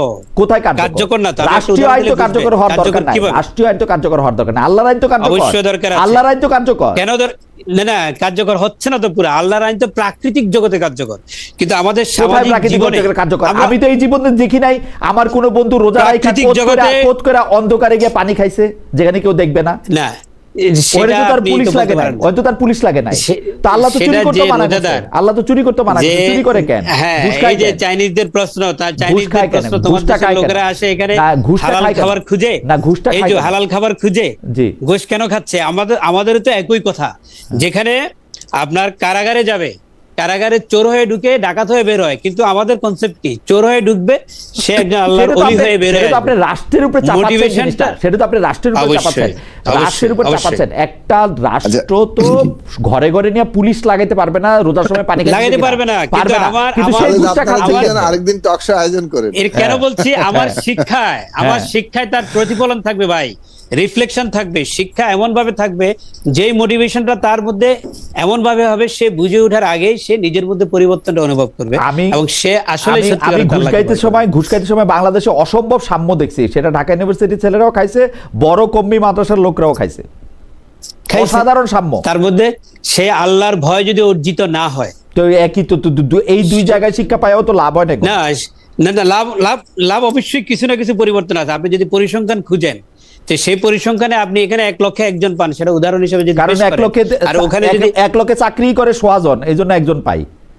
ওই ঢাকা ইউনিভার্সিটি থেকে 1 লক্ষে 100 জন চাকরি করে 300 জনের পাই, একই হিসাব। সেটা হতে পারে পার্সেন্টেজ। না, আমি আসলে এই তর্কের মধ্যে যাইতে না, আমি তর্কের মধ্যে যাইতে না। আপনিও খুব ভালো করে জানেন যে একজন মৌলভী, একজন মাওলানা আরেকজন মাওলানাকে কি ভাষায় আক্রমণ করেন, এটা তাকে শিখাইছে কোন ইয়াতে? কোন কিতাবে আছে? কোন কিতাবে আছে? যারা করেন এটা না, কোথাও নাই। সে তো সবচেয়ে বেশি সম্মানিত লোক, সে আইসা আমার অনুষ্ঠানে আইসা আমাকে ধমকায়, কিসের জন্য জানি ধমকায়। এটা করতে পারেন। আরেকজনের কাফির বলে, আবার আইসা আমারে ধমকায়। এইটা যদি ইসলাম থাকতো, এখানে যদি কার্যকর থাকতো, কাফের যে বলছে তাকে আগে ধরা হইতো। আপনারা 5 জন বলেন যে এটা তো আমি তো আইন নিজের হাতে তুলতে পারি না, এটা তো আমি তো নিজের হাতে আইন তুলে নিতে পারি না। এই জন্যই রাষ্ট্রীয় পর্যায়ে এই মোটিভেশন এবং এটার জন্য দরকার। যাই হোক, আপনি যদি ইয়াটা শেষ করেন তাহলে, মানে আজকের আমি একটু আচ্ছা সাকিব ভাই আরেকটা জিনিস বলতেছি, তাহলে ডক্টর তাহলে ফয়সাল ভাই ফিনিশিং দেখ। জি সাকিব ভাই বলেন, 1 মিনিটে বলেন সাকিব ভাই। অনেকে বলতেছেন আপনি অনেক তর্ক করেছেন, আমাকে একটু 2 মিনিট বলতে হবে। 1 নম্বর কথা হচ্ছে যে একজন দর্শক বলেছেন যে আমি একা দাঁড়ালে ভোটের কি হতো। এই প্রশ্নটা দীর্ঘদিন ধরে আমাদের করা হয়, আমাদের অনেক প্রার্থীরা একা দাঁড়িয়েছেন, আমরা চেষ্টা করব। কিন্তু যেটা হচ্ছে যে দেখুন, জনগণের স্বার্থে আমরা যখন কাজ করি, জনগণের স্বার্থগুলো নিয়ে আন্দোলন করি, সেই আন্দোলন সফল না হওয়াটা এটা আমাদের একটা একান্ত মানে ব্যর্থতা হিসেবে দেখার কিছু নাই, কিন্তু বরং এটা এই যে ব্যর্থ হওয়া হচ্ছে, এটা আমাদের সামষ্টিক পরাজয় হয়ে যাচ্ছে। কারণ আমরা একটা ন্যায়ের কথা সফল হতে পারছি না, এইটা নিয়ে বড়াই করার কিছু নাই, কিন্তু এই জায়গাটা মনে রাখা দরকার। এর মধ্যে দিয়ে আমাদের যে একটা অন্তর্লীন ভাবে আমরা যে অন্যায়, দুর্নীতি, স্বৈরাচার এগুলোকে প্রশ্রয় দেই, এগুলোরই মানে বিজয় গাথা গিয়ে যাই। টাকার দৌরাত্ম্য, মাস্তানির দৌরাত্ম্য, ভোটের উপর নিজের নিয়ন্ত্রণ, এই জিনিসগুলো যে আমরা খেলাটা আগে থেকেই নিজের ফেভারে নিয়ে তারপর খেলতে থাকা, এগুলোকেই গুণকীর্তন করি, কিন্তু সেটা আমাদের প্রত্যেকেরই খেয়াল রাখা দরকার। দ্বিতীয় জায়গাটা আমি বলি, বাংলাদেশে এখন প্রধান সমস্যার জায়গা দাঁড়াচ্ছে আমাদের শিশুদের বিকাশ আমরা কিভাবে করতে পারবো, তাদের জন্য কি শিক্ষার ব্যবস্থা আমরা করতে পারবো, তাদের ইউনিভার্সাল হেলথ কেয়ারের কি ব্যবস্থা করতে পারবো, তাদের বাসস্থান সত্যিকার অর্থে আমাদের প্রত্যেক শিশুর থাকবে কিনা সেটা কি করতে পারবো, যাতায়াত আমাদের নিম্ন আয়ের মানুষের জন্য আমরা স্বল্প দামে এবং তাদের অ্যাফোর্ডেবল, তাদের জন্য তাদের আয়ের মধ্যে সক্ষম তারা সেই রকম যাতায়াত ব্যবস্থা আমরা তৈরি করতে পারছি কিনা, আমরা এখানে কর্মসংস্থান সত্যিকার অর্থে তৈরি করতে পারছি কিনা, বাংলাদেশের বিনিয়োগ এবং শিল্প ডাইভার্সিফাই করতে পারছি কিনা, দুনিয়ার সাথে এমন ভাবে বাণিজ্য সম্পর্কের জায়গায় যাওয়া যাতে করে আমরা নিজের পায়ে দাঁড়িয়ে দুনিয়ার সাথে যুক্ত হই সেই জায়গায় তৈরি করতে পারছি কিনা, আমাদের দেশের প্রত্যেকের তার পরিচয় যাই হোক না কেন, ধর্ম, জাতি, লিঙ্গীয় পরিচয়, তাদের নিরাপত্তা এবং মর্যাদা নিশ্চিত, এইগুলো আমাদের এজেন্ডা। আমরা যে জায়গাতে আসছি মানুষের সেই জায়গায় কেন্দ্রীভূত রাজনীতিটা দরকার। এইটা যদি আমরা করি তাহলে আমাদের দেশের পলিটিক্সটা এগোবে। না হলে যে ধরনের বাইনারি বিভাজন মধ্যে আমরা আগে কাজ করেছি, এখনো মনে হচ্ছে যে সেই ধারাটাই আমাদেরকে তৈরি করা। বাইনারি বিভাজনের কথা বলে আর অনুষ্ঠান ভেনেজুয়েলার কথা স্মরণ করে দিতে চাই। একটা অভ্যন্তরীণ ভাবে বিভাজিত দেশ বিদেশি আক্রমণের জন্য উপযোগী থাকে। আমরা ন্যূনতম জাতীয় ঐকমত্য তৈরি করতে পারছি কিনা, এমন একটা রাজনৈতিক ব্যবস্থা তৈরি করতে পারছি না যেটা যেটা যেটা সবাই অংশীদার মনে করবে, সেটার উপরে আমাদের স্বাধীনতা সার্বভৌমত্ব নির্ভরশীল, এবং সেই জায়গাতে আজকে আমাদের প্রোগ্রাম সেট করা দরকার। পলিটিক্স ওইমুখী হলে ঐক্যমতের প্রশ্ন শেষ করি। ডক্টর ফয়সাল ঐক্যমতের প্রশ্নই শেষ করুক। ডক্টর ফয়সাল, যেহেতু আমি ঐক্যমতের প্রশ্নই শেষ করছি, আমি শুধু একজন দর্শক, উনি অনেক কষ্ট করে অনেকবার এই মন্তব্য পাঠিয়েছেন বলে আমি দেখতে পাচ্ছি। আব্দুল্লাহ মুবিন 4857 উনি বলেছেন খালেদ আজকে আবালের মতো প্রশ্ন করেছেন। আচ্ছা, থ্যাংক ইউ। জি ডক্টর ফয়সাল বলেন আপনি। যাক, আমাদের সংযত মন্তব্য করা উচিত। এমনিতেই মনে করেন বলা হচ্ছে যে আওয়ামী লীগ নাই বা অনেকে নাই, ইনক্লুসিভ হবে না ইলেকশন, এরকম বহু কথা বলা হচ্ছে। এই জন্য আমরা যেই রাজনৈতিক দলগুলো এই মুহূর্তে নির্বাচনী মাঠে আছে প্রত্যেকের এই ব্যাপারে সতর্ক থাকা উচিত আমাদের পারস্পরিক আচরণে। দ্বিতীয় হচ্ছে সরকার, নির্বাচন কমিশন এবং প্রশাসন, তারা যদি এটা ঠিকমতো ট্যাকেল করতে না পারে তাহলে কিন্তু যে ইনক্লুসিভ হবে না যেটা বলা হচ্ছে, এটা পরবর্তীতে এমন একটা পর্যায়ে গিয়ে ঠেকবে, এটা কিন্তু সামাল দেওয়া কঠিন হয়ে যাবে। এই জন্য আমরা সবাইকে আহ্বান জানাচ্ছি, সরকারকে বিশেষ করে এবং নির্বাচন কমিশন প্রশাসনকে দায়িত্বশীল আচরণ করার জন্য। আর আমরা নিজেরাও যাতে ঐক্যবদ্ধভাবে এখানে কোনো নতুন করে বিতর্ক তৈরি না করে নির্বাচনটাকে সুষ্ঠু করার, নির্বাচনের পরিবেশের জন্য যে একটা মনিটরিং কমিটি করা দরকার রাজনৈতিক দলগুলো সহ সরকার, নির্বাচন কমিশন। এতদিন ধরে 6 মাস বললাম, এই গভর্নমেন্ট সেটা করলো না, এর পরিণতি কিন্তু আমরা ভোগ করব। এবং আমি ওনার সাথে একমত হয়ে বলছি যে একটা ইলেকট্রাল এই উত্তরণ পর্বটা আমাদের জন্য ভবিষ্যতের জন্য অত্যন্ত জরুরি। সেই জায়গাটা আজকে সকলেরই খেয়াল রাখা দরকার। Thank you so much. আমরা ডক্টর ফয়সাল এবং ডক্টর মোস্তাফিজুর রহমান ফয়সাল এবং জনাব জোনায়েদ সাকি আপনাদের